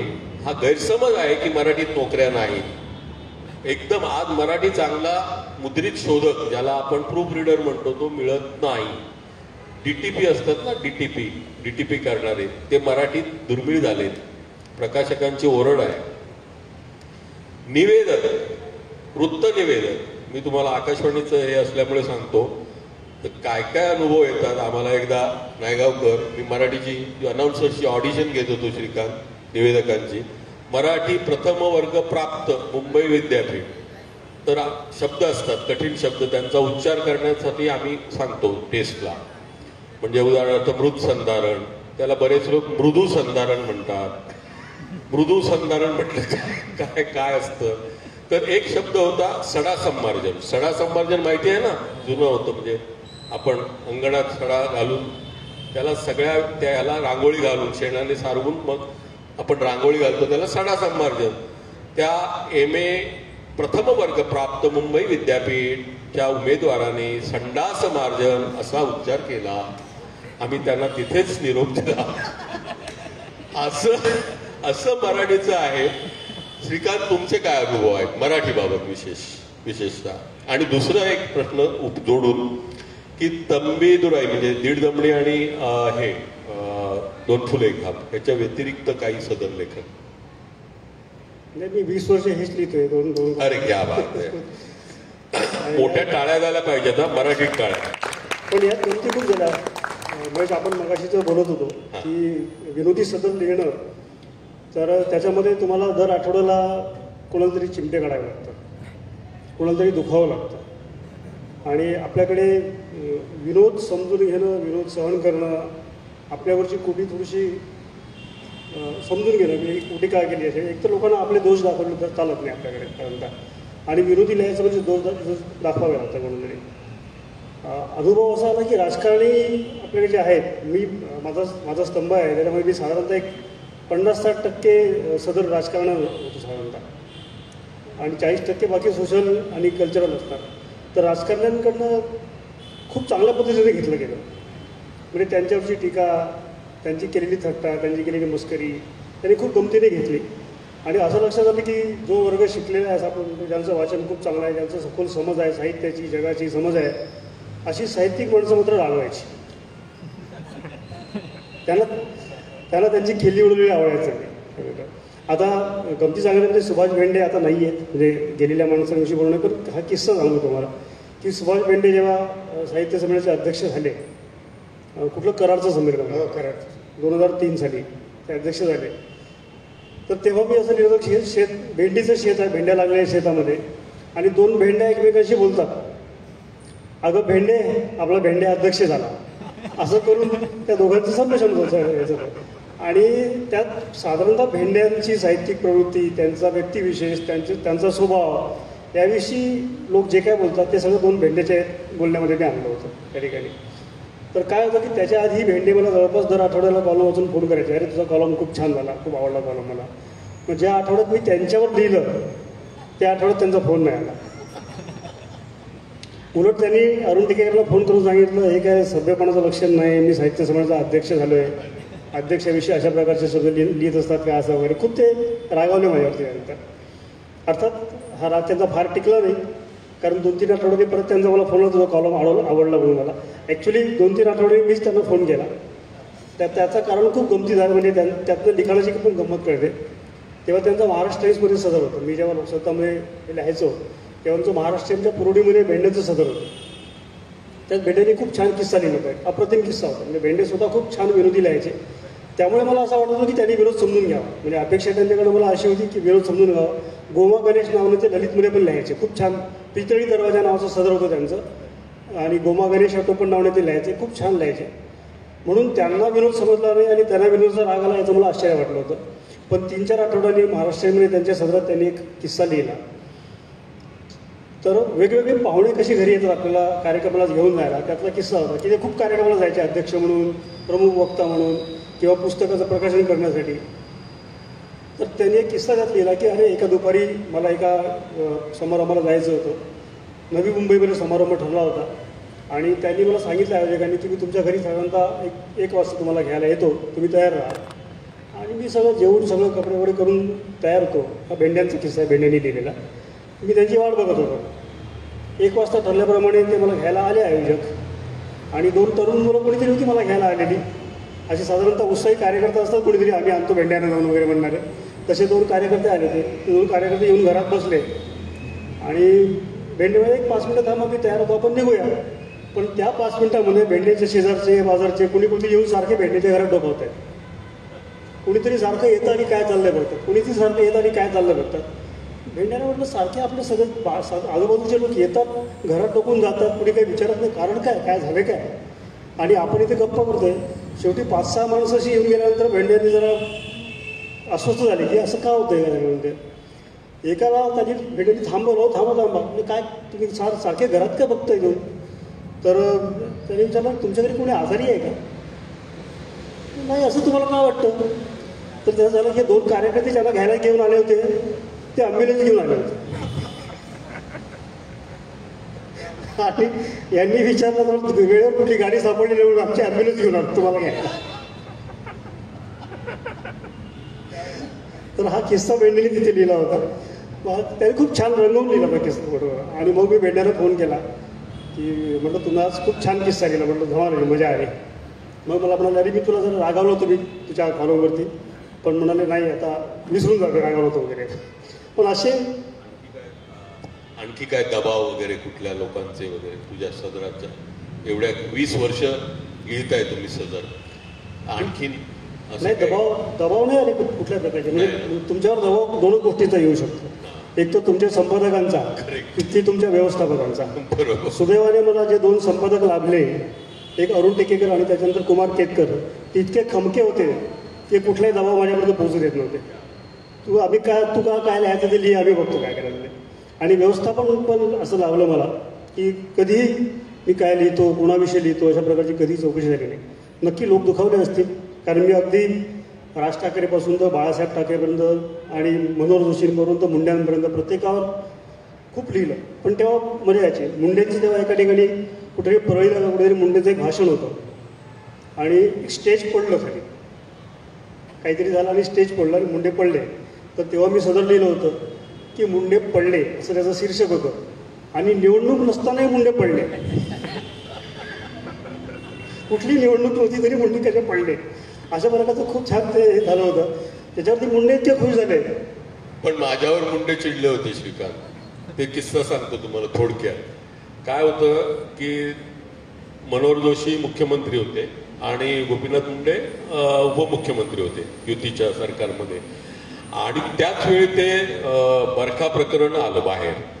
तर मी त्या माझ्या सदरामध्ये मी डायरेक्ट लिहायचो ना की मी असं लिहिलं की या मुंडीवरती टोपी नाही आता, ते मुख्यमंत्रीपद नको तयासी आता, बरखा नसताना बहार कसली सांगा, बघ भल्या पहाटे वाघ देतसे बांगा. असं लिहिल्याबरोबर त्यांचा संपादकांना फोन गेला होता. महाराष्ट्र टाइम्समध्ये झालं होतं ते, आणि खूप रागावून फोन गेला होता. तर मला संपादकांचा फोन आला आणि मला म्हणाले की फारच हार्श झालं ते, तर तुम्ही जरा थोडं टोन डाऊन करत चला. म्हणजे ठीक आहे मी टोन डाऊन करतो, पण बाकी काय हे नाही ना, नाही पूर्ण लिबर्टी आहे. फ्रीडम, सदर लेखकाला फ्रीडम लागतं, त्याच्याशिवाय सदर लेखक मोकळेपणाने, विशेषतः राजकीय लिहिणारे लिहू शकत नाही. नंतर मुंडे साहेब शांत झाले. मुंडे साहेबांनी स्वतः मला 130-300 पान खायचे तर मी पण खायचो त्या काळात. तर ते पानांचं आदान प्रदान वगैरे नंतर झालं होतं. तसा आणखी मात्र एक अनुभव आला मनोहर जोशींचा. पण ते मुख्यमंत्री असताना मी जो कॉलम लिहिला होता त्याच्यावर ते रागावले होते, पण ते थोडेसेच रागावले होते. नवलकर साहेब मात्र सांस्कृतिक मंत्री असताना वृत्तमानसमध्ये ज्यावेळी सुरू झालं होतं त्यावेळी ते त्या मालकांच्या घरी जाऊन बसले होते, करंबेळकरांच्या, की ते नाव सांगा मला म्हणून, कोण लिहितोय ते. मग त्या प्रकाश कुलकर्णी नंतर नवशक्तीचे संपादक झाले, ते वृत्तमानसचं संपादन करायचे. तर त्यांना म्हटलं होतं ज्या दिवशी तुम्ही नाव उघड कराल त्या दिवशी सदर लेखन बंद, कारण मला लिहिता येणार नाही. मग तर ते मालकांना पण माहिती होतं, म्हणजे करंबेळकरांना. त्यामुळे त्यांनी नाव काय मला सांगितलं नाही, पण म्हणाले असं असं गोष्ट झाली. मी जरा मग नंतर थोडं किंचित, म्हणजे जे टोचायचं ते टोचतोच आपण, काय राहत नाही आपल्याला. काय असतं विसंगती, माणसं काही वाईट नसतात, ती माणसं काम करत असतात, काही चांगली कामं करतात ते. पण त्या अशा मोठ्या माणसांच्या ज्या वर्तन विसंगती आपण म्हणतो त्याचं व्यक्तिगत दुश्मनी काहीच नसते ना, कारण आपण काय कुठल्या पक्षाचे नसतो, आपण काय कुठल्या त्यांचे स्तुतीपाठकही नसतो आणि त्यांचे दुश्मनही नसतो, आपण काही राजकारणात नसतो प्रत्यक्ष, आपण लेखक आहोत. पण वर्तन विसंगती आहे त्याच्यावर सदर लेखक बोट ठेवतो.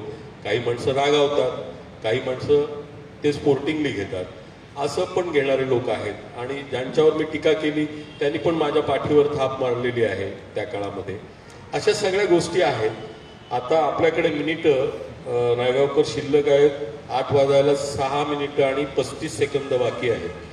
आकाशवाणीच्या भाषेत सांगायचं होतं, बोला. हा, म्हणजे आपण 7:15 पर्यंत हे करणार ना, एक एक कविता वाचतो आम्ही मराठीची. ओके. हां, हो, बरं. नमस्कार. आपण आता या कार्यक्रमाचा दुसरा टप्पा सुरू करणार आहोत, ते म्हणजे प्रेक्षकांशी संवाद. प्रेक्षकांशी डिरेक्टली संवाद, प्रेक्षक प्रश्न विचारतील आपल्याला. पण त्याआधी एक आपल्याला सोपस्कार करायचा आहे. आपण लक्षात आलं असेल की आपण बुके वगैरे दिले नाही, कारण शासनाची गेली 3 वर्ष अशी पद्धत आहे की बुके नव्हे बुक, गुच्छाच्या ऐवजी पुस्तक. तर आपले पु ल देशपांडे महाराष्ट्र कला अकादमीचे प्रशासकीय अधिकारी श्रीयुत सुभाष बोरकर साहेब आपल्यामध्ये उपस्थित आहेत. त्यांना मी विनंती करतो की त्यांनी मंचावर यावं आणि आपल्या मान्यवरांना पुस्तक सप्रेम भेट द्यावं. श्री सुभाष बोरकर साहेब.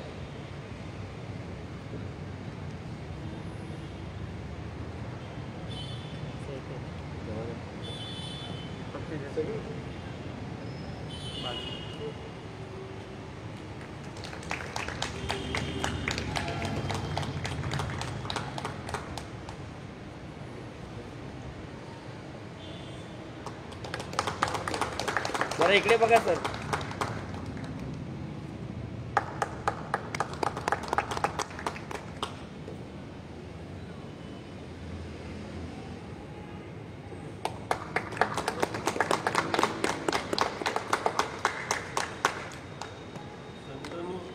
शंतनुराव किर्लोस्कर व्यक्ती आणि कार्य असं पुस्तक राज्य मराठी विकास संस्थेने जे प्रकाशित केले ते आम्हाला भेट देण्यात आलेलं आहे.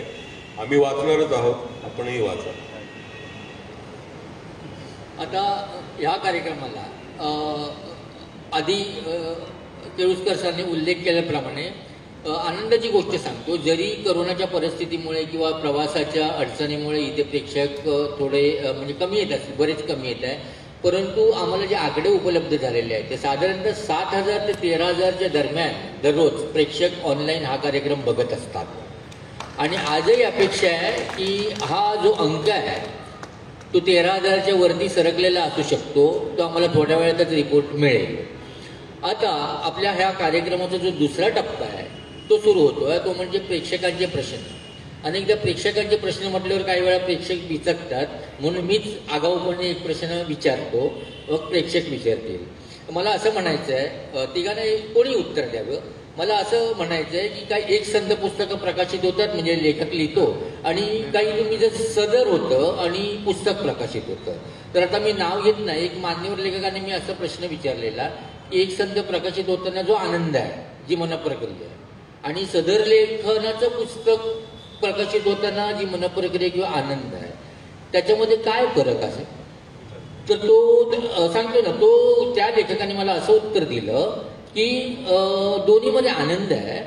तर मग एक संत पुस्तक प्रकाशित होतं त्यावेळी एखाद्या सुंदर आणि चांगल्या मुलीशी आपला विवाह होतो, हा आनंद आहे. आणि सदर लेखनावर पुस्तक प्रकाशित होतो त्यावेळी प्रीतिविवाहाचा आनंद आहे.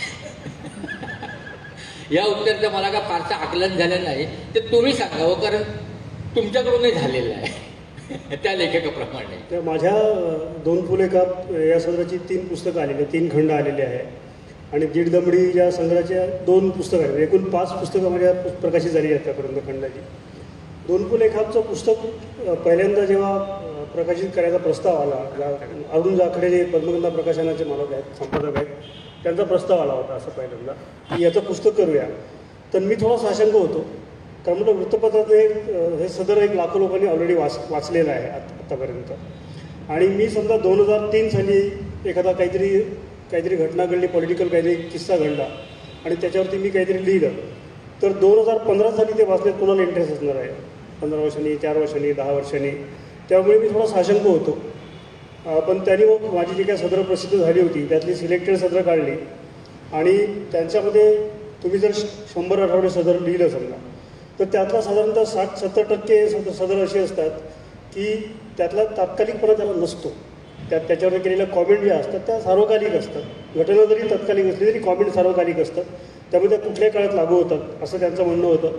मग आम्ही नमुना म्हणून काही अशा लोकांना सदर वाचायला दिलं की ज्यांच्याकडे लोकसत्ता येत नव्हता, ज्यांना तंबीद्वारे फार माहिती नव्हतं, अशा लोकांना ते वाचायला दिलं त्यांनी, आणि त्यांनी ते एन्जॉय केलं वाचलेलं.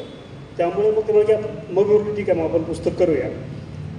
आनंद असतो आपण जे काही लिहित असतो, जेव्हा सदर होत असतं पुस्तकाचं. आपण जेव्हा एखादं सदर लिहितो तेव्हा आपल्या डोक्यात पुस्तक करायचं काही नसतं अशा पद्धतीचं. पण महाराष्ट्रामध्ये सदराची पुस्तकं झाल्याची खूप उदाहरणं आहेत आतापर्यंत. आणि विरोधी सदराचं पुस्तक होण्यामध्ये जी अडचण असते ती तीच असते की त्याला तात्कालिक स्वरूप असतं. परंतु ज्या सदरांना तात्कालिक स्वरूप नाही आहे, तुम्ही 100 सदर लिहिली त्यातली 60-70 अशी असतात की ज्यातल्या कॉमेंट सार्वकालिक असतात, त्याचं पुस्तक आलं तर नक्कीच आनंद होतो.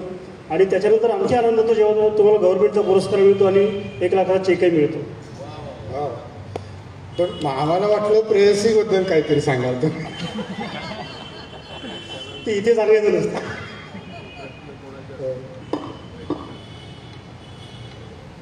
प्रेक्षकांचे प्रश्न असतील तर इथे येऊन विचारू शकता, इथूनही विचारू शकता, आणि विचारावे अवश्य. या नाही, या ना पुढे. पुन्हा मराठी माणूस मागे का असा प्रश्न येतोच ना.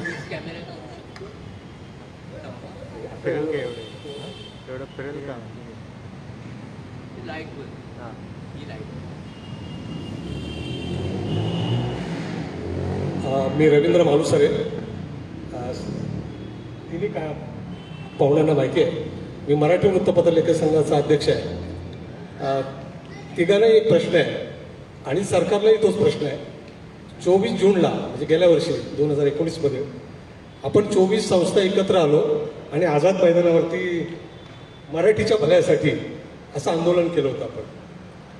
आणि सरकारकडे मग आपण सर्व तुम्ही काही मंडळी गेलात, शिष्टमंडळ घेऊन.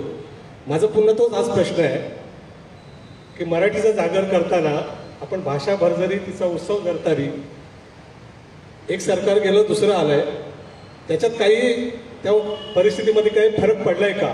आणि पडला नसेल तर या तिन्ही मान्यवरांनी सरकारला, जसं ठीक आहे तिन्ही आज मान्यवर असे आहेत की त्यांचं महाराष्ट्रभर आणि देशभर नाव आहे, जरी दुर्गाताईंच्या एवढा आवाजाचा त्यांचा हे नसला, ताकद नसली, तरी आज आपल्या साक्षीनं त्यांनी सरकारला त्या पद्धतीनं जाब विचारावा अशी माझी अपेक्षा आहे.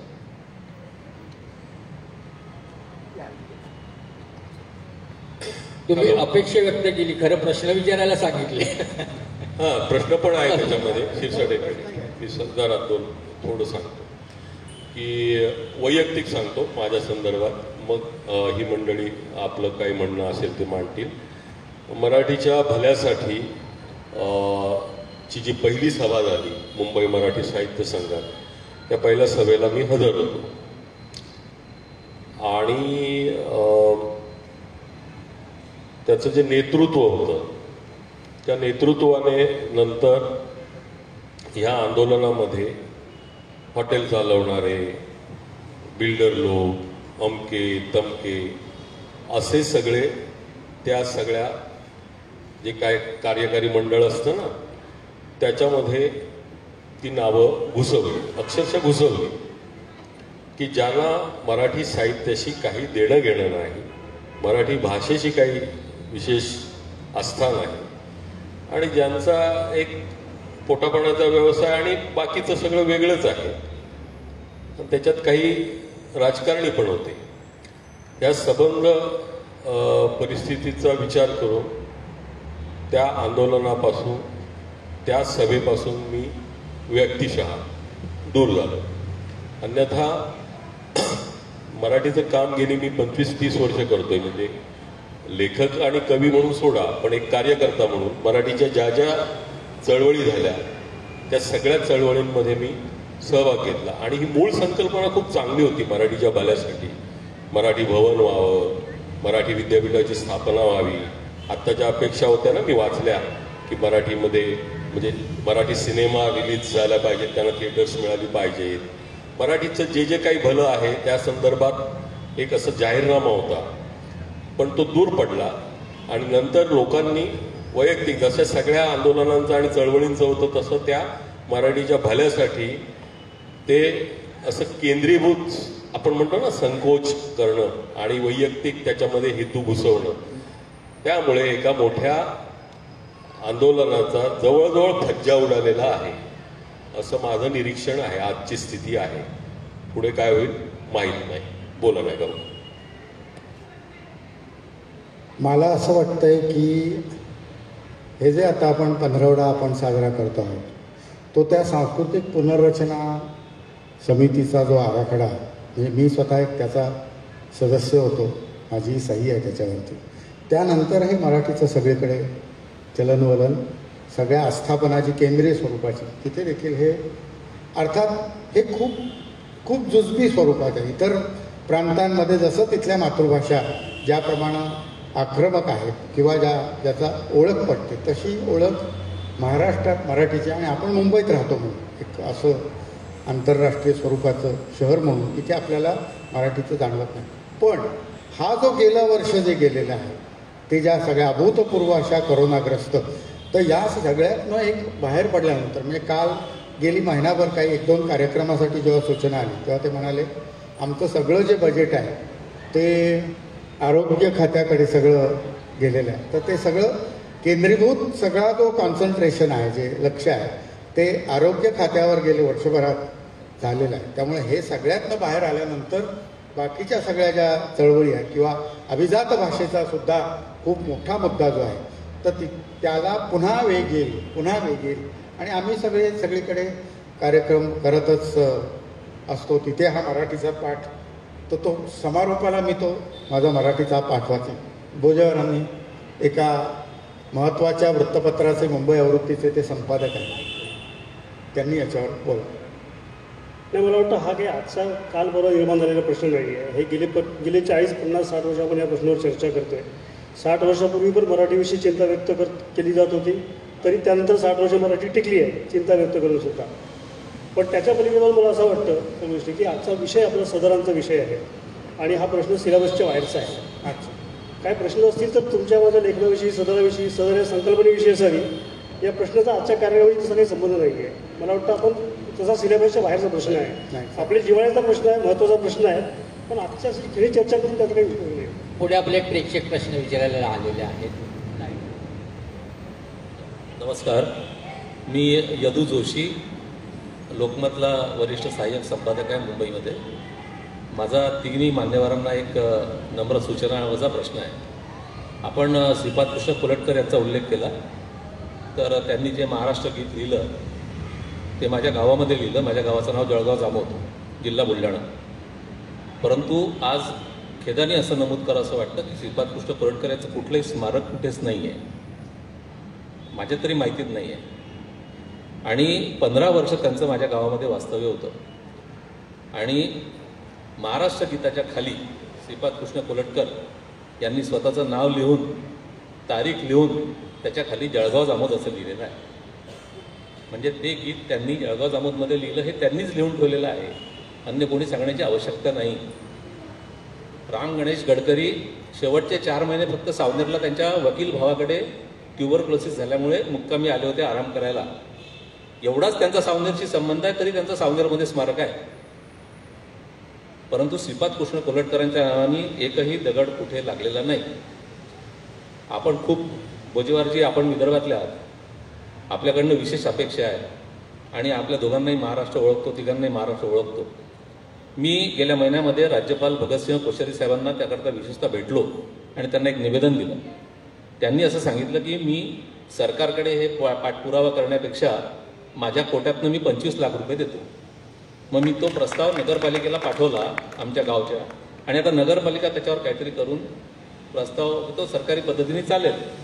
परंतु आपण तिघांनी जर योग्य व्यासपीठावर सांस्कृतिक कार्यमंत्र्यांकडे, आपल्या एका फोननी काम होणार साहेब, आपण तिघं लोक आहात, तर तेवढं करावं. करणार तुम्ही सुद्धा एका वृत्तपत्रात काम करता महत्त्वाच्या पदावरती. माझं आधीच पण म्हणणं आहे, आजचा विषय हा सदर लेखक असा विषय आहे आणि हे प्रश्न आपण नेहमी चर्चेत घेत असतो. महत्त्वाचे प्रश्न आहे, अत्यंत जिव्हाळ्याचे प्रश्न आहे, हे मला मान्य आहे. पण प्रश्नोत्तर जर व्हायची तर आजचा जो काही कार्यक्रम आहे त्या कार्यक्रमाच्या विषयाशी संबंधित व्हावी. बाकी प्रश्न आपण कधी पण बोलू शकतो. बरोबर आहे. मी पण अस्वस्थ होतो यामुळे की इतर प्रश्न आहे की आजचे मान्यवर सदरू या विषयासंदर्भामध्ये आलेले आहेत, तर त्यांना सदराच्या संदर्भात आपण प्रश्न विचारू. आपल्याकडे आणखी 15-20 मिनिटं वेळ आहे. जसं मला एक प्रश्न तुम्हाला विचारायचा आहे की विजय तेंडुलकर साहेबांच्या केबिनमध्ये एक माणूस गेला सदर लेखनामुळे आणि अक्षरशः त्यांना तंबी वगैरे आणि उग्र भाषेमध्ये, तसं सदर लेखनामुळे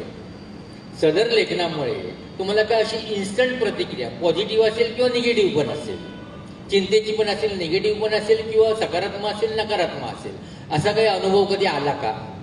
मी आणि भोजेवार आणि हे आपले अच्युत पालक, तर ते गाडीत आम्हाला बसवलं आणि म्हणे चला काका, वन वे होता, तुम्हाला सगळे ओळखतात, वन वे होता, ओळखतात तुमच्या लेखनामध्ये. तर ते पोलीस लगेच आले, वन वे होता, उलट्या दिशेने गाडी चालली होती. तर ते म्हणाले तुमच्या कविता, लेखन वगैरे आम्हाला सगळं आवडतं, पण गाडी उलटी फिरवा म्हणून.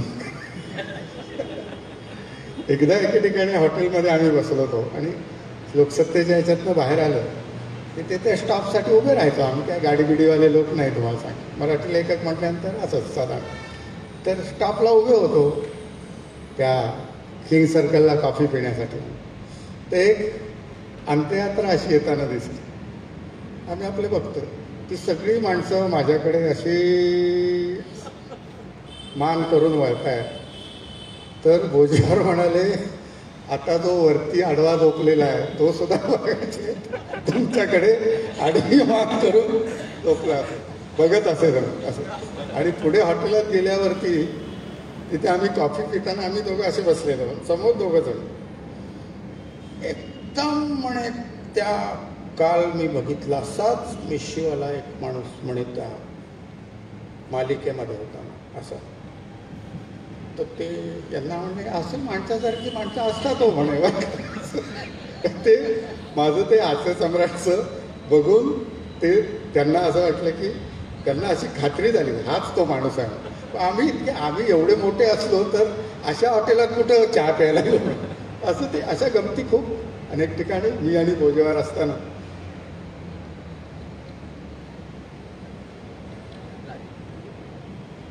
नमस्कार.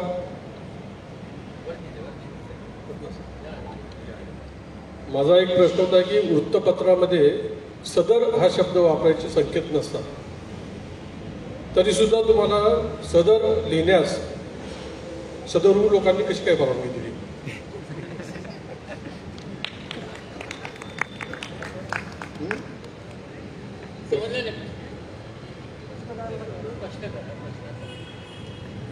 नाही, वृत्तपत्रांमध्ये सदर हा शब्द वापरतात ते बातमीमध्ये, बातमींमध्ये. हां, तर त्यामुळे तुम्हाला सदर लिहिण्यासाठी सदर लोकांनी कशी काय परवानगी दिली? म्हणजे नाही, सदर हा शब्द आपल्या भाषेत एकीकडे खूप प्रचलित होता, एकीकडे शासनामध्ये पण फार सदर प्रकरण अमुककडे सुपूर्द करण्यात येते, सदरग्रस्त भेटले होते वगैरे. त्या सदरचा आमच्या सदरशी काही संबंध नाही आहे. त्यामुळे सदरग्रस्ताने आम्हाला परमिशन दिली सांगायचं ते. आणि सदर हे आम आणि सदर हे खास याच्याशी संबंध नाही. पण मगाशी तुम्ही जो प्रश्न विचारला अनुभवांचा, असे सदर लिहिताना खूप प्रचंड अनुभव आले. 20 वर्षामध्ये खूप अनुभव आले, असे चांगले वाईट अशा पद्धतीचे. परंतु आपली सर्वसामान्य नेत्यांविषयीची, राजकीय नेत्यांविषयीची प्रतिमा असते की राजकीय नेत्यांना फार भाषा कळत नाही किंवा, पण अशा राजकीय नेत्यांकडनं जेव्हा तुम्ही जे काही वेगळ्या प्रकारचे काहीतरी भाषेचे प्रयोग केले आणि ते जर त्यांच्यापर्यंत पोहोचले तर त्याचा तुम्हाला आनंद होतो. असा आनंद होण्याचे क्षण पण आले. आणि खरं तर त्या व्यक्तीच्या विरोधात लिहून सुद्धा असं म्हणायचं तर महाराष्ट्र नवनिर्माण सेनेची जेव्हा स्थापना झाली आणि त्यांचं निवडणूक चिन्ह जेव्हा ठरलं, अमुक निवडणूक चिन्ह असणार, हा राजकीय पक्ष असणार, तर तेव्हा मी जे सदर लिहिलं होतं तेव्हा त्यात असं एक वाक्य लिहिलं होतं की आत्तापर्यंत तोंडाची वाफ दवडली ती दवडली, आता इंजिनाची वाफ तरी दवडली जाऊ नये. आणि हे वाक्य लिहिल्यानंतर मला राज ठाकरेंचा फोन आला दुसऱ्या दिवशी.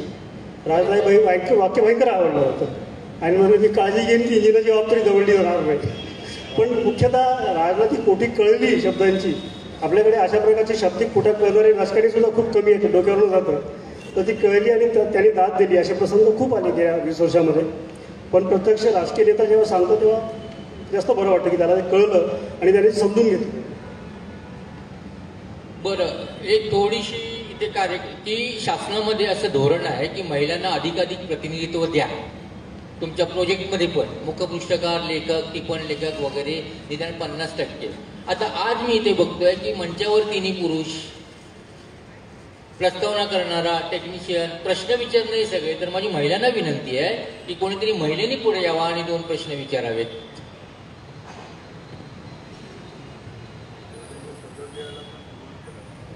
हाही एक भाग आहे. पुष्कळ प्रमाणामध्ये पुरुष सदर लिहितात, तर त्या महिलांनी सदर लिहायला सुरुवात करायला पाहिजे.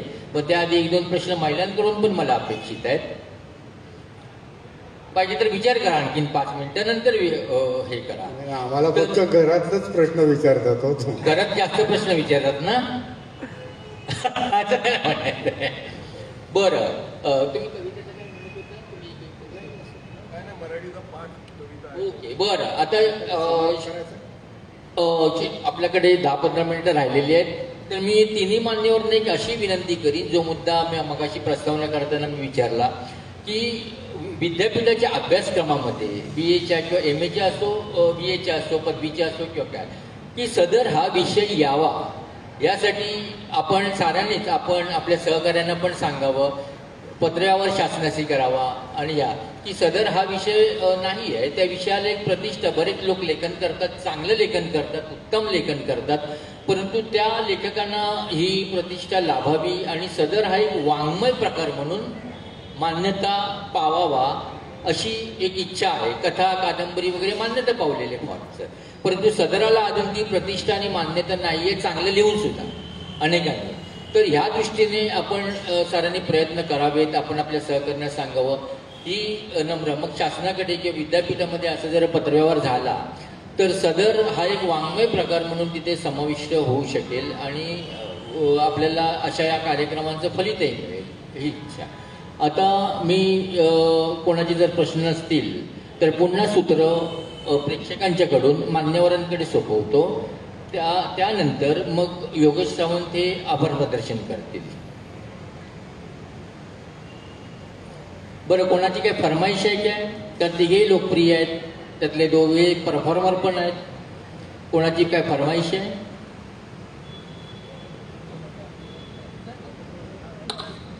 मी नायगावकरांचा मराठीचा जो पाठ आहे तो खूपच ठिकाणी प्रसिद्ध आहे आणि खूप साहित्य संमेलनामध्ये वगैरे सुद्धा त्यांनी म्हटलेलं आहे दिंडीमध्ये.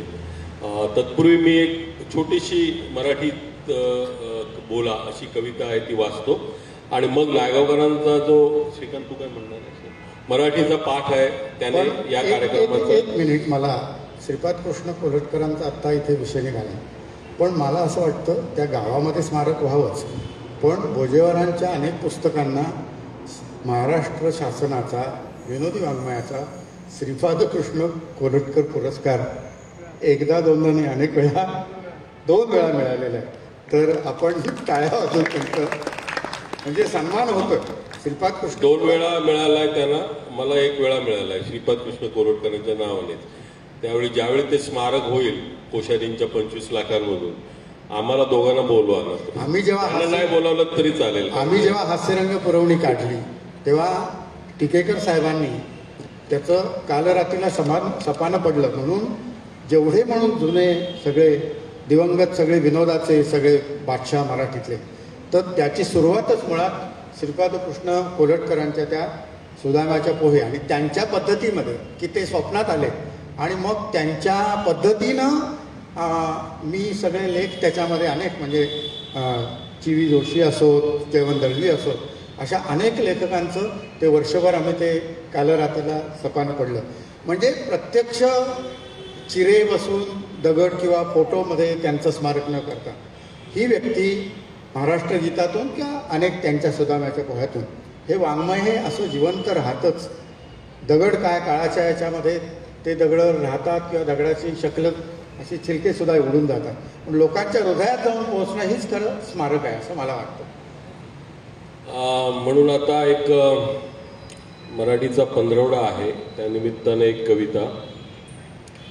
आपण काय करतो मराठीत म्हणजे भाजी घेताना सुद्धा आपल्याला सवय झाली मुंबईत विशेषतः भैया कोबी कितने को दिया वगैरे असं ते आपण म्हणजे नकळत बसून गेलेलं असतं तोंडात. कधी कधी मराठी 2 माणसं तुम्हाला हिंदीत बोलताना आढळतील म्हणजे विशेषतः लोकल ट्रेनमध्ये वगैरे.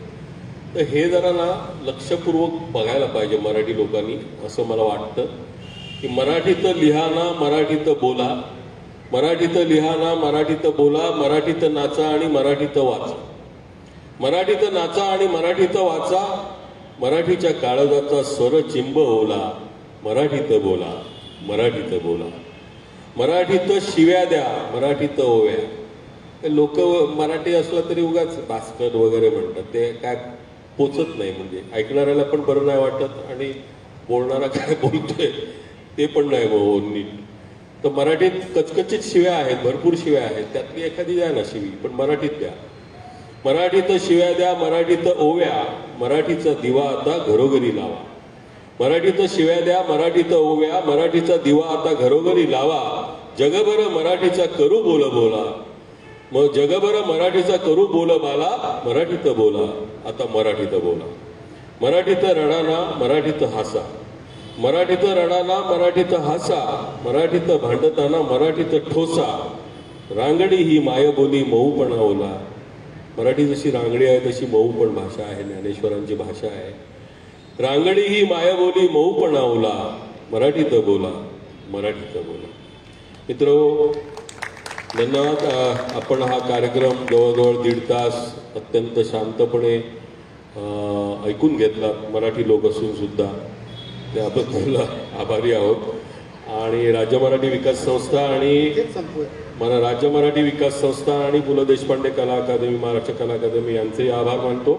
आणि मराठीचा पाठ एक होऊन जाऊ द्या नायगावकर, त्याने एक चांगला आपण सांगता करूया त्याची.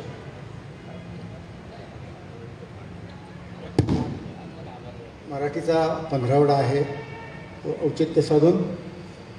हा आळंदीच्या संमेलनाच्या वेळेला आदल्या दिवशी आधी 1 आठवडा गेलो होतो, तेव्हा हा तिथे समाधीला जाऊन आल्यानंतर त्या दिवशी रात्री लिहिला गेला म्हणजे असं म्हणूया आपण, की काही असं चमत्कार वगैरे सांगतो अशातला भाग नाही, पण तो एक वातावरण असं.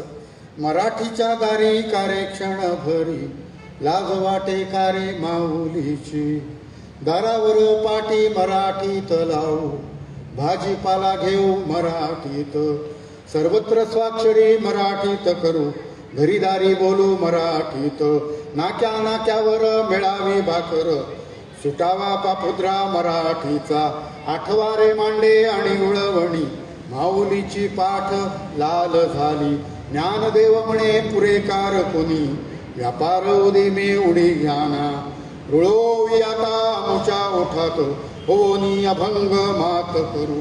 700 वर्षांचा ब्यारे इतिहास, माऊलीस आम्ही काय सांगू. ज्ञानराज स्पुंदे समाधी आतून, परभाषामुळे गळा आली, परभाषामुळे गळा आली. बऱ्या बोलाने गा बोला मराठीत, बऱ्या बोलाने गा बोला मराठीत, तुकयाचे हाती सोटा आहे, तुकयाचे हाती सोटा आहे. धन्यवाद.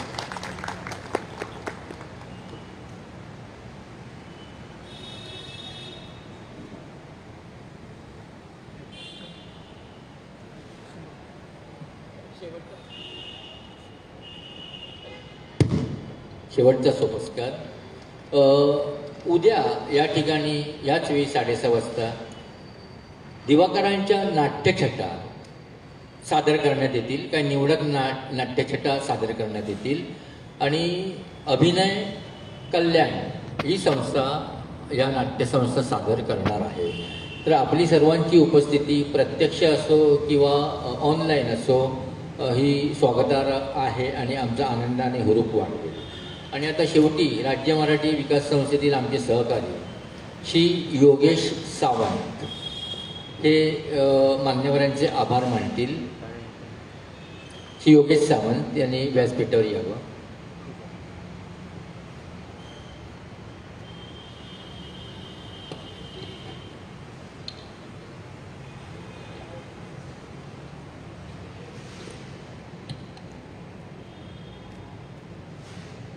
नमस्कार. महाराष्ट्र शासनाच्या मराठी भाषा विभाग आणि सांस्कृतिक कार्य विभाग, राज्य मराठी विकास संस्था आणि पु ल देशपांडे महाराष्ट्र कला अकादमी यांच्या संयुक्त विद्यमाने आयोजित मराठी भाषा संवर्धन पंधरवडा निमित्त कार्यक्रम भाषा भरजरी तिचा उत्सव जडतारी या कार्यक्रमाचे आज 4थे पुष्प आम्ही सदर हो हे आपल्या सर्वांसमोर सादर करण्यात आले आहे. या कार्यक्रमात सहभागी सर्व उपस्थित मान्यवर Shri Ashok Naigaonkar sir, Shri Mahesh Keluskar sir, Shri Shrikant Bojewar sir या सर्वांचे मी मनपूर्वक आभार मानतो. तसेच उपस्थित रसिक प्रेक्षक व महाजालावरून कार्यक्रम पाहणारे प्रेक्षक यांचेही मी मनपूर्वक आभार मानतो. उद्या सोमवार दिनांक 18 जानेवारी रोजी होणारे कार्यक्रम दुपारी 4 ते 5 या वेळेत डिजिटल स्वरूपात प्रसारित होणारा कार्यक्रम. विषय आहे चित्रपट. सहभाग महेश कोठारे सर, श्रावणी देवधर मॅडम, समृद्धी पोरे मॅडम आणि सूत्रसंचालन करणार आहेत सुरभी भावे मॅडम. तसेच पु ल देशपांडे महाराष्ट्र कला अकादमीच्या प्रांगणात संध्याकाळी 6:30 ते 8 या वेळेत होणारा कार्यक्रम अभिनय कल्याण प्रस्तुत दिवाकरांच्या नाट्यछटांचे सादरीकरण. सहभाग खेताली तळेकर, श्रुती चव्हाण, तेजस दाभोळकर, प्रथमेश मसूरकर, संकेत जाधव, राहुल शिरसाट, संभोती बाळतकर, अजित चव्हाण, सायली शिंदे, श्रीपाद पाटील, प्रसाद जाधव, रोशन मोरे. तसेच दिनांक 21 ते 23 जानेवारी या वेळेत राज्य मराठी विकास संस्थेतर्फे व महाराष्ट्रातील वेगवेगळ्या संस्थांतर्फे ग्रंथ प्रदर्शन आयोजित करण्यात आले आहे. हे प्रदर्शन सकाळी 10 ते 8 या वेळेत कलादालन इथे आयोजित करण्यात आले आहे. तरी आपण सर्वांनी उपस्थित होऊन सदर पुस्तक खरेदी करण्यात यावे. धन्यवाद.